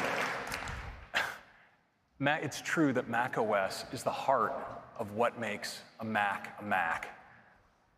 And we want as many Mac users as possible to have access to our latest software. And that's why 6 years ago, with the introduction of OS X Mavericks, we began offering our macOS updates free for Mac users. And 2013 was also the year that we first introduced our California naming theme. Now, after spending a year by the ocean, we not only modernized the look and feel of macOS, but we headed to the mountains with macOS Yosemite. Now, as you may be aware, our naming of Mac releases is handled by our crack marketing organization. And as you probably noticed, they went on a 4-year mountain-bound bender. In El Capitan, we added Metal, our groundbreaking graphics technology. In Sierra, we brought Siri to the Mac and extended our capabilities and continuity. And last year, with High Sierra, we focused on deep technology, preparing the Mac for future innovation. Well, this year, we've made some striking changes to macOS. And we've left the high country for a place entirely different, but no less beautiful, and here still in California. And I'd like to take you there now. Our next release of macOS is macOS Mojave.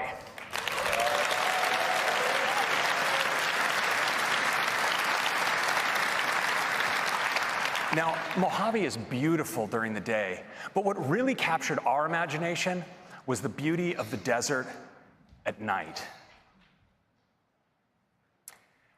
And this inspired one of our most distinctive new features, and I'd like to show it to you now.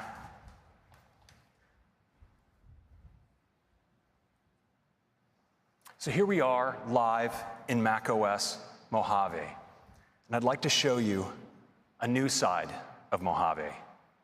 We call it dark mode.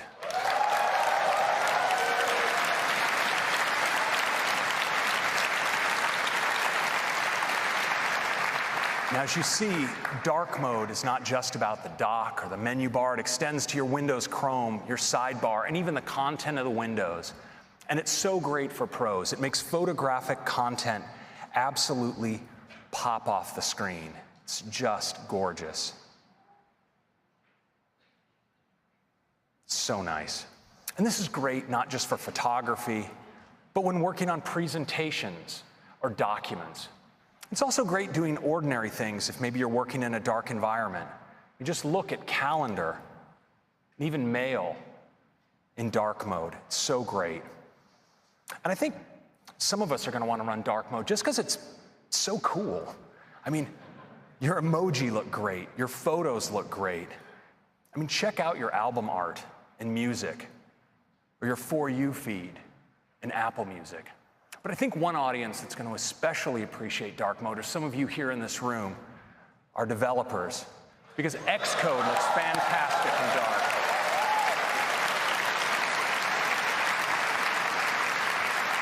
Whether it's your source code or even interface builder and all of its inspectors, they just look fantastic in black. And that's a quick look at dark mode. Now, we were so inspired by this changing desktop wallpaper that we decided to add a new feature to Mojave that I think you'll enjoy. It's called Dynamic Desktop. And when you're using it, your desktop actually subtly changes throughout the day, from morning to afternoon to evening. It's really cool.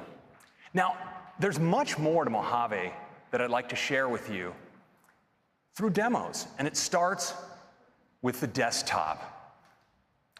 Now, the desktop is so crucial to how many of us use our Macs. When we have files that we're actively working on, we often put them on the desktop, but the result can be a desktop that looks something like this. And so now in Mojave, we have a really great solution, and we call it desktop stacks.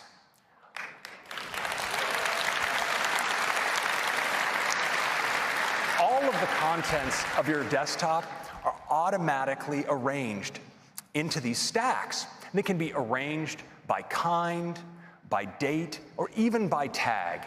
And they're really easy to use. You just click on them, you can see all the contents in the stack, you can double click to open a document, and put it away. And they stay organized. So for instance, if I bring forward mail, maybe I drag an image out, I want you to watch what happens, because the image flies right into the right stack. Now, you can also scrub your stacks.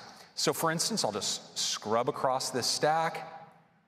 You see I can select between different photos, pick one up. Actually, let me just hide mail here, mid-drag. Got a little excited with with all of my stack action. So I can just drag this out and drop it in just like that. And that's a quick look at stacks. Now, we've also brought some great new changes to the Finder. I'd like to show them to you now. Now, it starts with a new view. We all enjoy using icon view, list view. There's, of course, column view, but now we've added an all-new view called gallery view. It has a big preview up top, a set of thumbnails along the bottom, and it makes it easy to preview images, video, presentations, documents, spreadsheets, PDFs, and of course, with images, sometimes you want to know more detail about, for instance, how they were captured.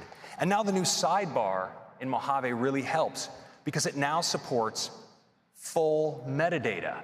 So you can see around your photo the camera you took the photo on, the kind of lens, the aperture settings, and so forth. It's really handy. And you'll notice also along the bottom, there's this new area called Quick Actions. And Quick Actions let you act on the current photo. So for instance, if I have a photo like this and I want to edit it, I don't have to open it and go or do a new app. I can rotate it right here inside the Finder. It's really powerful. Now, this sidebar is available in other views of the Finder. So for instance, I'm just going to bring up the preview pane here, and I'm going to do a multi-selection of a PDF as well as several images. And you'll notice that the Quick Actions area is contextual. So it shows me Create PDF as an option. I'm going to click Create PDF, and it's going to assemble all of these photos into a PDF just like that. But what's really great is these actions are also customizable. So you can create automator actions and assign them to buttons here inside of Finder. So you'll notice that now that I have this PDF selected, I have an option to run a custom automator action that I've created called Watermark PDF. When I click it, my custom action runs, and my document is watermarked, just like that. And those are some quick enhancements to the Finder.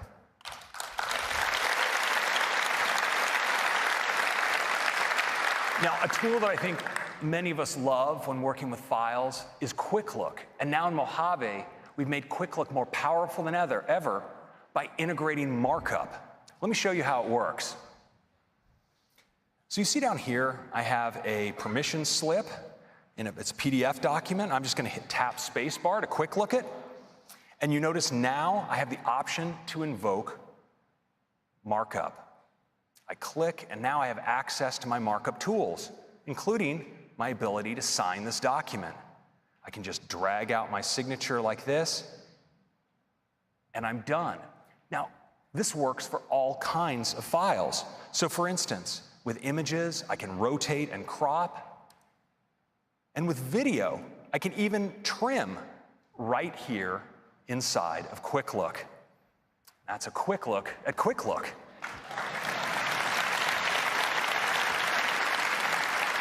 Next, I want to talk about how we capture content on our Mac, because one of the tools I think many of us use all the time is screenshots. And we've made screenshots more powerful than ever in Mojave. So let's take a look here at a web page, and I'm just going to take a screenshot in the traditional way. I'm going to screenshot a selection of the page, and I want you to watch what happens in the lower right. I get a thumbnail instantly of that screenshot. And when I double click in, I get an accelerated workflow right into markup where I have access to all of my tools. So for instance, if I want to create a magnification here, I can just drag that out, magnify. It's that easy. But now we've also made it easier to access a variety of tools. So when I bring up my screenshotting, you see I am presented with this HUD that tells me I could capture the entire screen, a selected window or selection, but we've also added screen capture for video right into screenshotting. Let me show you how that works. So I'm going to go to a web page here that has an animation running. I'm going to bring up my screenshotting tools and say to record the selected area. I'll just make a nice selection here. Okay, and I'm recording just like that. Of course, I can manipulate the app. This will all be reflected in my recording. And when I'm done, I can click the stop button right up here. And now you notice I have this thumbnail in the lower right. Well, I can actually pick this up and drag it into a new space and incorporate it right into a document, just like that.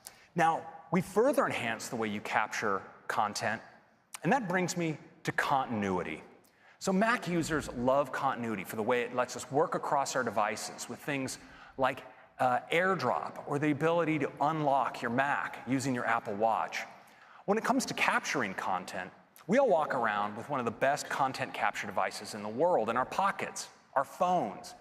And so we wanted to take advantage of continuity to bring that to the Mac with a feature we call Continuity Camera. Let me show you how it works. So here in my keynote presentation, I have a space that's just waiting for a new photo. And I have my phone right here. Well, when I select this object, I can choose to take a photo. And I want you to watch what happens when I select this to my phone. It automatically, immediately lights up, ready to take a photo. So I can take one like this. And when I do, I can select Use Photo, and it appears directly in my document. Isn't that cool? Now, this works as well for scanning documents. So here I have a place where I could use a scan.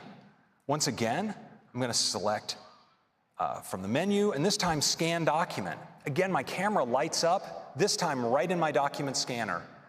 I just scan like this. I can save it. And my scan goes immediately in. I think I forgot to push the save button. Sorry about that, everybody. There you go. Appears immediately in my document. Thank you.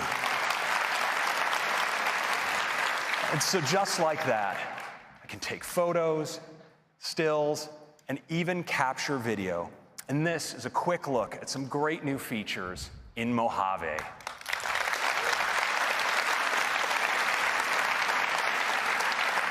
Next, I'd like to turn to apps. We are bringing news to the Mac.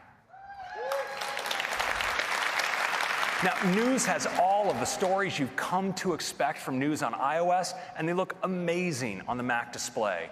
You get top stories picked by our editors, trending stories, you're personalized for you, and that's not for me, and you also get this great new sidebar where you can drill in and jump right to the topics and channels you follow. News is going to be great. We also have stocks coming to the Mac.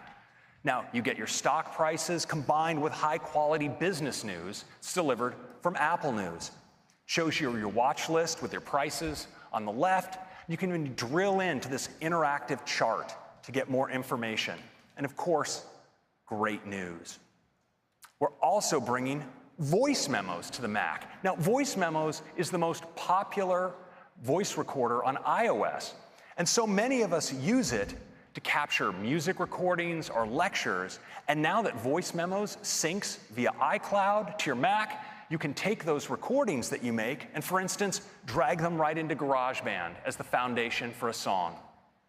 Finally, thrilled to announce Home is coming to the Mac as well.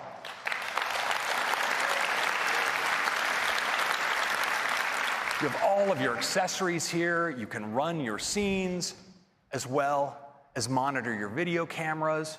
And of course, with Siri, you can command your home with your voice.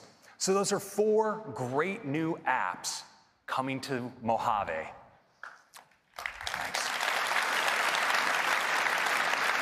Next, I'd like to talk about security and privacy. You know, one of the reasons that people choose Apple products is because of our commitment to security and privacy. And we believe that your private data should remain private. Now, not because you've done something wrong or that you have something to hide, but because there can be a lot of sensitive data on your devices, and we think you should be in control of who sees it. Now, to begin, we protect your information on your devices using state-of-the-art hardware and software. And this year, we're adding greater protections about how apps can access that information.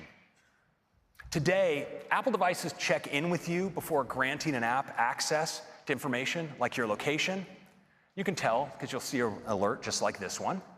And macOS already provides API-level protections for things like contacts, photos, calendar, and reminders.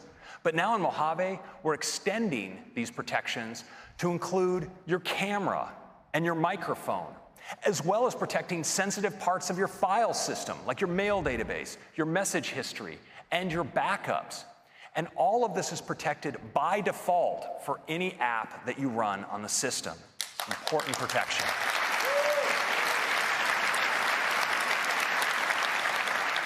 Next, I want to turn to some great enhancements to Safari, because Safari works really hard to protect your privacy, and this year it's working even harder. Last year, we introduced intelligent tracking prevention to dramatically reduce the ability for apps to track you across websites using cookies.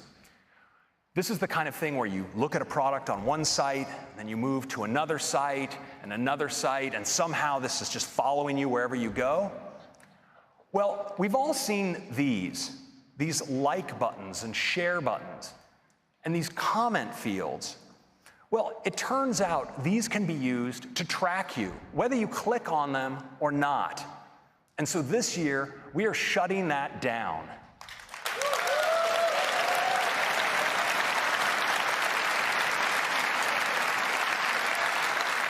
Now, if you do want to interact with one of these, or one of these apps tries to access that information, you'll get this, and you can decide to keep your information private. Now, next, let's talk about fingerprinting. You know, data companies are clever and relentless. And in addition to cookies, they use another method called fingerprinting. And here's how it works. Just like you can be identified by a fingerprint, it turns out that when you browse the web, your device can be identified by a unique set of characteristics, like its configuration, its fonts that you have installed, and the plugins that you might have on the device. And these data companies can use this set of characteristics to construct a unique fingerprint to track your device from site to site. With Mojave, we're making it much harder for trackers to create a unique fingerprint. We're presenting web pages with only a simplified system configuration. We show them only built-in fonts. And legacy plugins are no longer supported, so those can't contribute to a fingerprint. And as a result, your Mac will look more like everyone else's Mac, and it will be dramatically more difficult for data companies to uniquely identify your device and track you.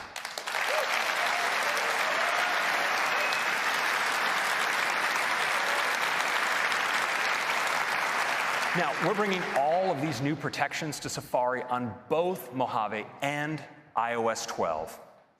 Next, let's talk about the Mac App Store. And to do that, I'd like to invite to the stage Ann Ty, our product marketing manager for the App Store. Ann.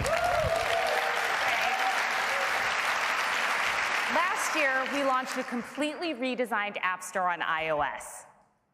Every day, we celebrate apps, games, and developers. We've written more than 4,000 stories for the new Today tab, and hundreds of them have each been read by more than 1 million people. The response has been incredible, and we've learned a lot. We've got a bunch of great new features coming later this year that we'll cover in sessions. This year, we are turning our attention to the Mac App Store. Since it launched in 2011, it's changed the way we download and install software for Mac, making it easy with one click. It's the biggest catalog of Mac apps in the world. It's also a trusted and safe place to download software, and trusting where you get your apps from has become more important than ever. Developers can distribute their apps to 155 countries and get worldwide payment processing, and it offers seamless software updates from one place. This adds up to a great experience for our users. We've spent a lot of time thinking about what people do on their Macs and wanted to create a place organized around those themes. So we've redesigned an all-new Mac App Store from the ground up, and we're thrilled to show it to you now.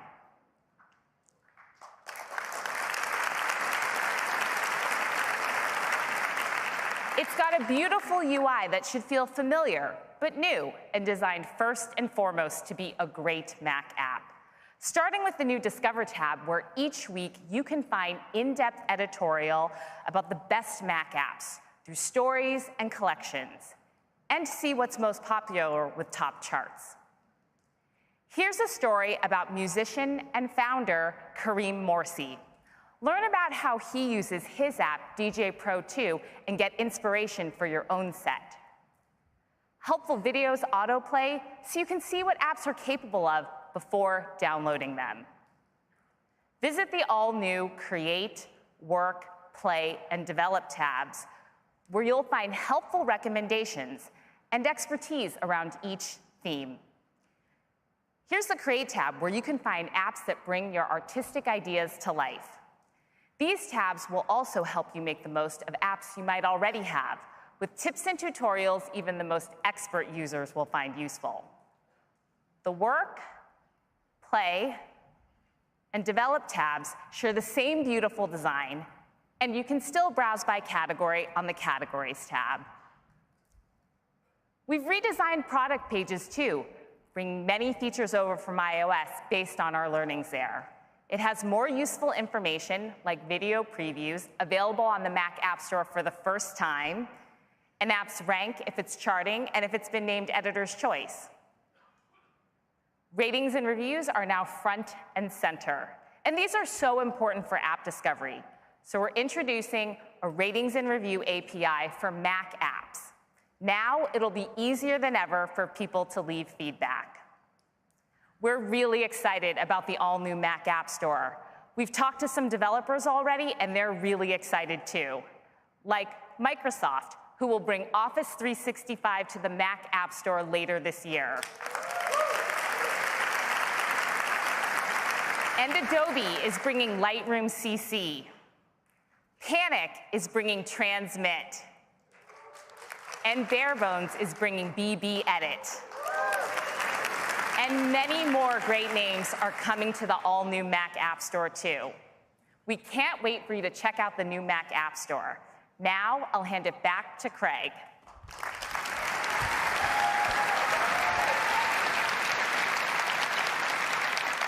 So we think the Mac App Store is going to inspire whole new generations of apps. And so we want to talk about some of the technologies that will be behind some of that next generation. We spoke earlier about ARKit. I want to talk about two more. And let's start with Metal. Now, Metal is the technology to get the highest performance graphics and computation from graphics processors. Metal was designed for modern GPUs. It's incredibly efficient. And that enables amazing console-level games like Fortnite from Epic to run great for the first time on mobile. But Metal also enables these games to scale to take full advantage of modern Macs. In fact, across iOS and the Mac, there are over 1 billion Metal-enabled devices. And we're constantly making Metal better. To bring the highest GPU performance and reach of all Macs, we've recently added support for external GPUs. And this is powered by Metal. And the results are truly mind-boggling. For instance, running a filter in DaVinci Resolve, look at how it scales on the incredibly fast iMac Pro as you add up to 4 eGPUs. Now, the results are even more staggering when you take a 13-inch MacBook Pro and add eGPUs to it, achieving up to 8.5 times speed up. It's pretty awesome. Now, eGPUs also enable Macs to achieve all new levels of performance and realism in 3D rendering and gaming. Now, this beautiful forest you see here, this isn't a video capture. This is from Unity's new Book of the Dead interactive demo, and it's being rendered live right now on a MacBook with an eGPU powering this display. I mean, doesn't this look amazing?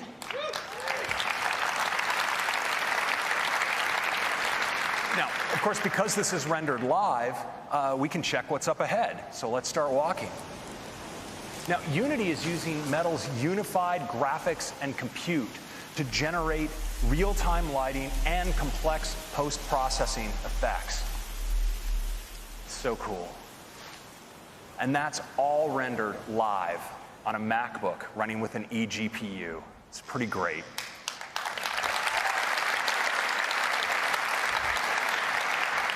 Now, another place where we're doing incredible acceleration with Metal is in machine learning.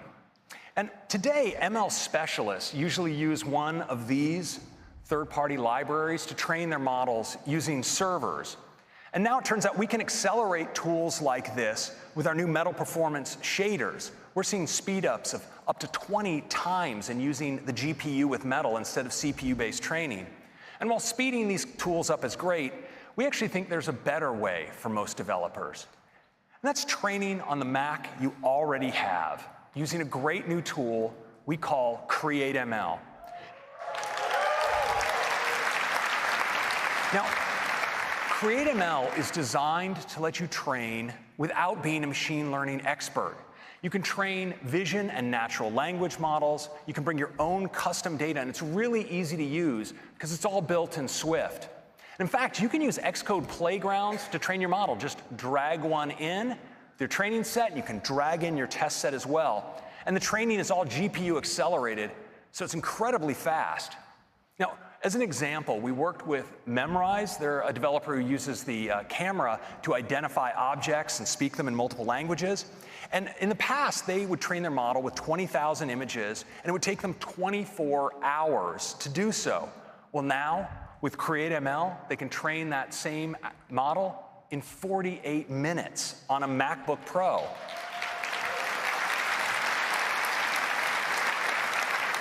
And on an iMac Pro, it's just 18 minutes. And what's even more incredible is that model in the past for them was 90 megabytes, and now it's just 3 megabytes. It's a huge difference.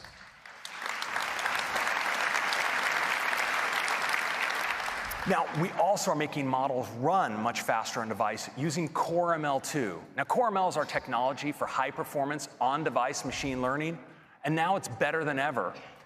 It's 30% faster in on-device processing using a technique called batch predictions. And you can reduce your model size by up to 75% using quantization. And so that's CoreML and CreateML. You no longer have to be an expert in machine learning to build those techniques into your app. Now, these technologies are redefining what's possible in apps, and they're common not just to macOS, but also to iOS. And the fact that the Mac and iOS share so much technology has led people almost every year to keep asking us the question, are you merging iOS and macOS? So I'd like to take a moment to briefly address this question. No. Of course not. We love the Mac because and we love Mac OS because it's explicitly created to the unique characteristics of Mac hardware, like the ergonomics of the keyboard and the trackpad, the flexibility in displays and storage, and because of the power it exposes, it makes the Mac able to accomplish almost anything. So we think that this question is actually coming from something else. You know, Mac users have access to a rich set of great native applications, apps that take full advantage of the power of Mac technologies. But Mac users also use apps based on other technologies. We routinely access web-based experiences like Netflix that build on WebKit, the standards-based web technology in Safari. And we also run sometimes cross-platform games built on technology like Metal. And all of these platforms enrich the Mac user's experience. But we think there's room for one more. And so we'd like to give you a sneak peek of a multi-year project we have going on, because we see a huge opportunity for the Mac to tap into the world's most vital app ecosystem. It's called iOS. I think you might be familiar with it. Now, there are millions of iOS apps out there, and we think some of them would be absolutely great on the Mac, and Mac users would love to have them there. And from a technical standpoint, it's actually a really good fit, because from day one, iOS and macOS have shared common foundations. But iOS devices and Mac devices, of course, are different, and the user interfaces are somewhat different, and so the frameworks underneath are as well. And that makes today porting an app from one to the other some work. Well, we wanted to make this much easier. And so we've taken some key frameworks from iOS and brought them to the Mac. And we've adapted them to specific Mac behaviors, like use of trackpad and mouse, window resizing, integration of things like copy and paste and drag and drop into the system services on the Mac. Now, phase one of this effort is to test it on ourselves. So this year in macOS, we've taken some of our own iOS apps, and we've brought them to the Mac using this technologies to make sure it works well. You've actually heard about several of them earlier today.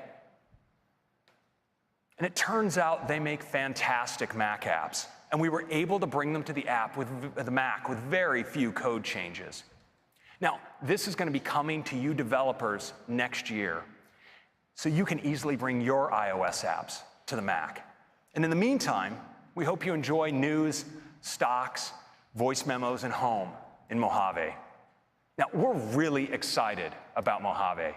From desktop stacks to Finder with gallery view, to enhanced screenshots and markup, news and home on the Mac for the first time, stocks, and of course, the redesigned Mac App Store.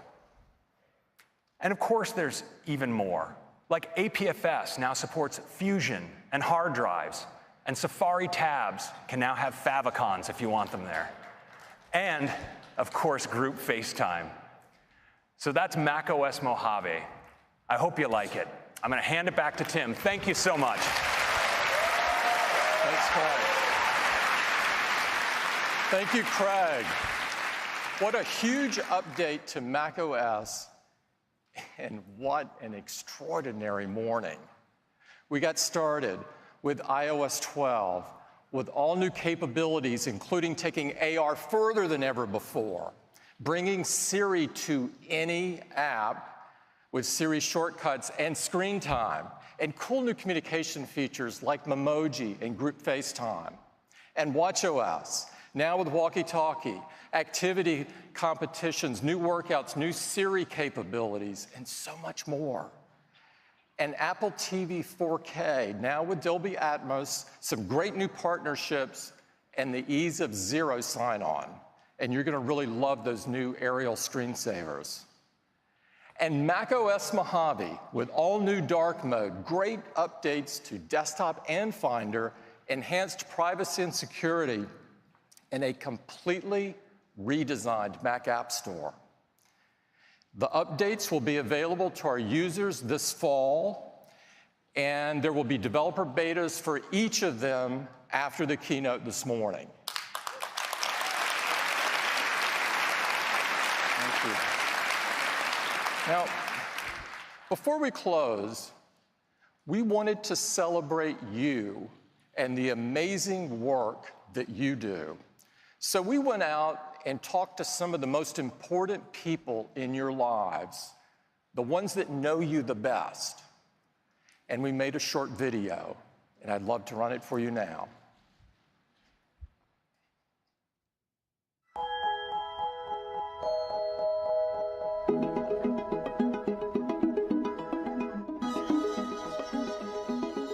I don't have any idea at all how to create an app.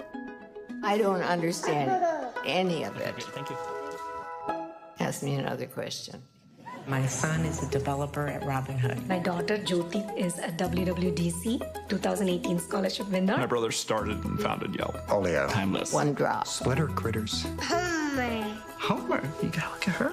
My brother Derek created the app Refugees and Immigrants, the Creative.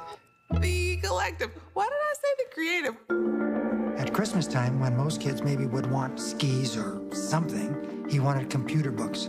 He stayed in his bedroom making games while the other kids were outside playing. And when she's really doing the coding, almost always we have to tell my daughter to stop. But then my daughter would be like, just give me another 10 minutes. You know, I want to get this solved first. When I watch him code, his eyes move in a weird way, and he's like totally focused. Even when my friends are over, I'd say, well, look at Christopher, look at him. And they'd go, wow. When he first came to us with the idea, we were like, okay, good luck. He started off in his small little one-bedroom apartment with next to nothing and sacrificed eating a burger and just have ramen just so that he could, and I'm like, just buy the burger. And he's like, no, that's $3 that I could put towards the app. Jeremy went out to build the first version of Yelp, and it was a total bust, total failure. She tried really hard on a couple different titles, and you've never heard of them.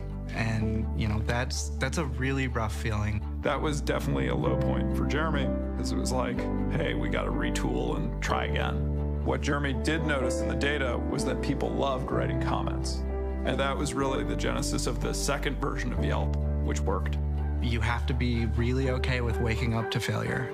And then at the end of a whole bunch of failures is something that's great. Tessa didn't really think, I want to make an app. Tessa found a problem of food waste, which you could use the app to help to solve.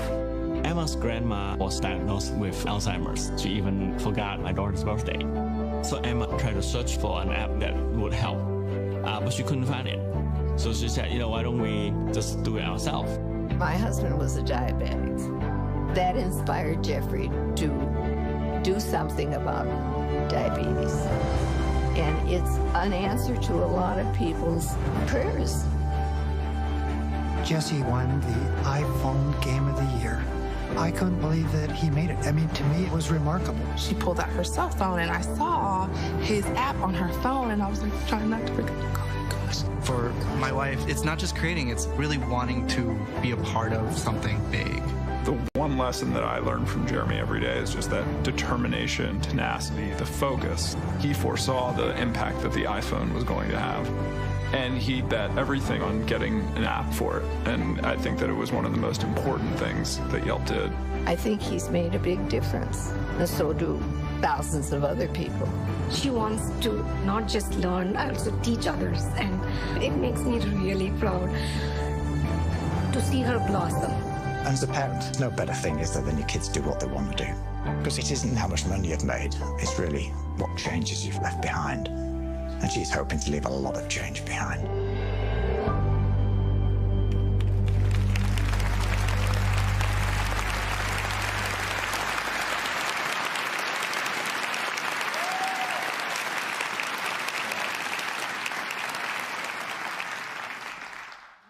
I love that video. And I'm pleased that some of the developers are in the audience this morning. Their stories are great examples of all of your passion and your creativity. We love the work you do, and the impact that it has on the world. It inspires all of us at Apple deeply every day. On behalf of everyone at Apple, thank you.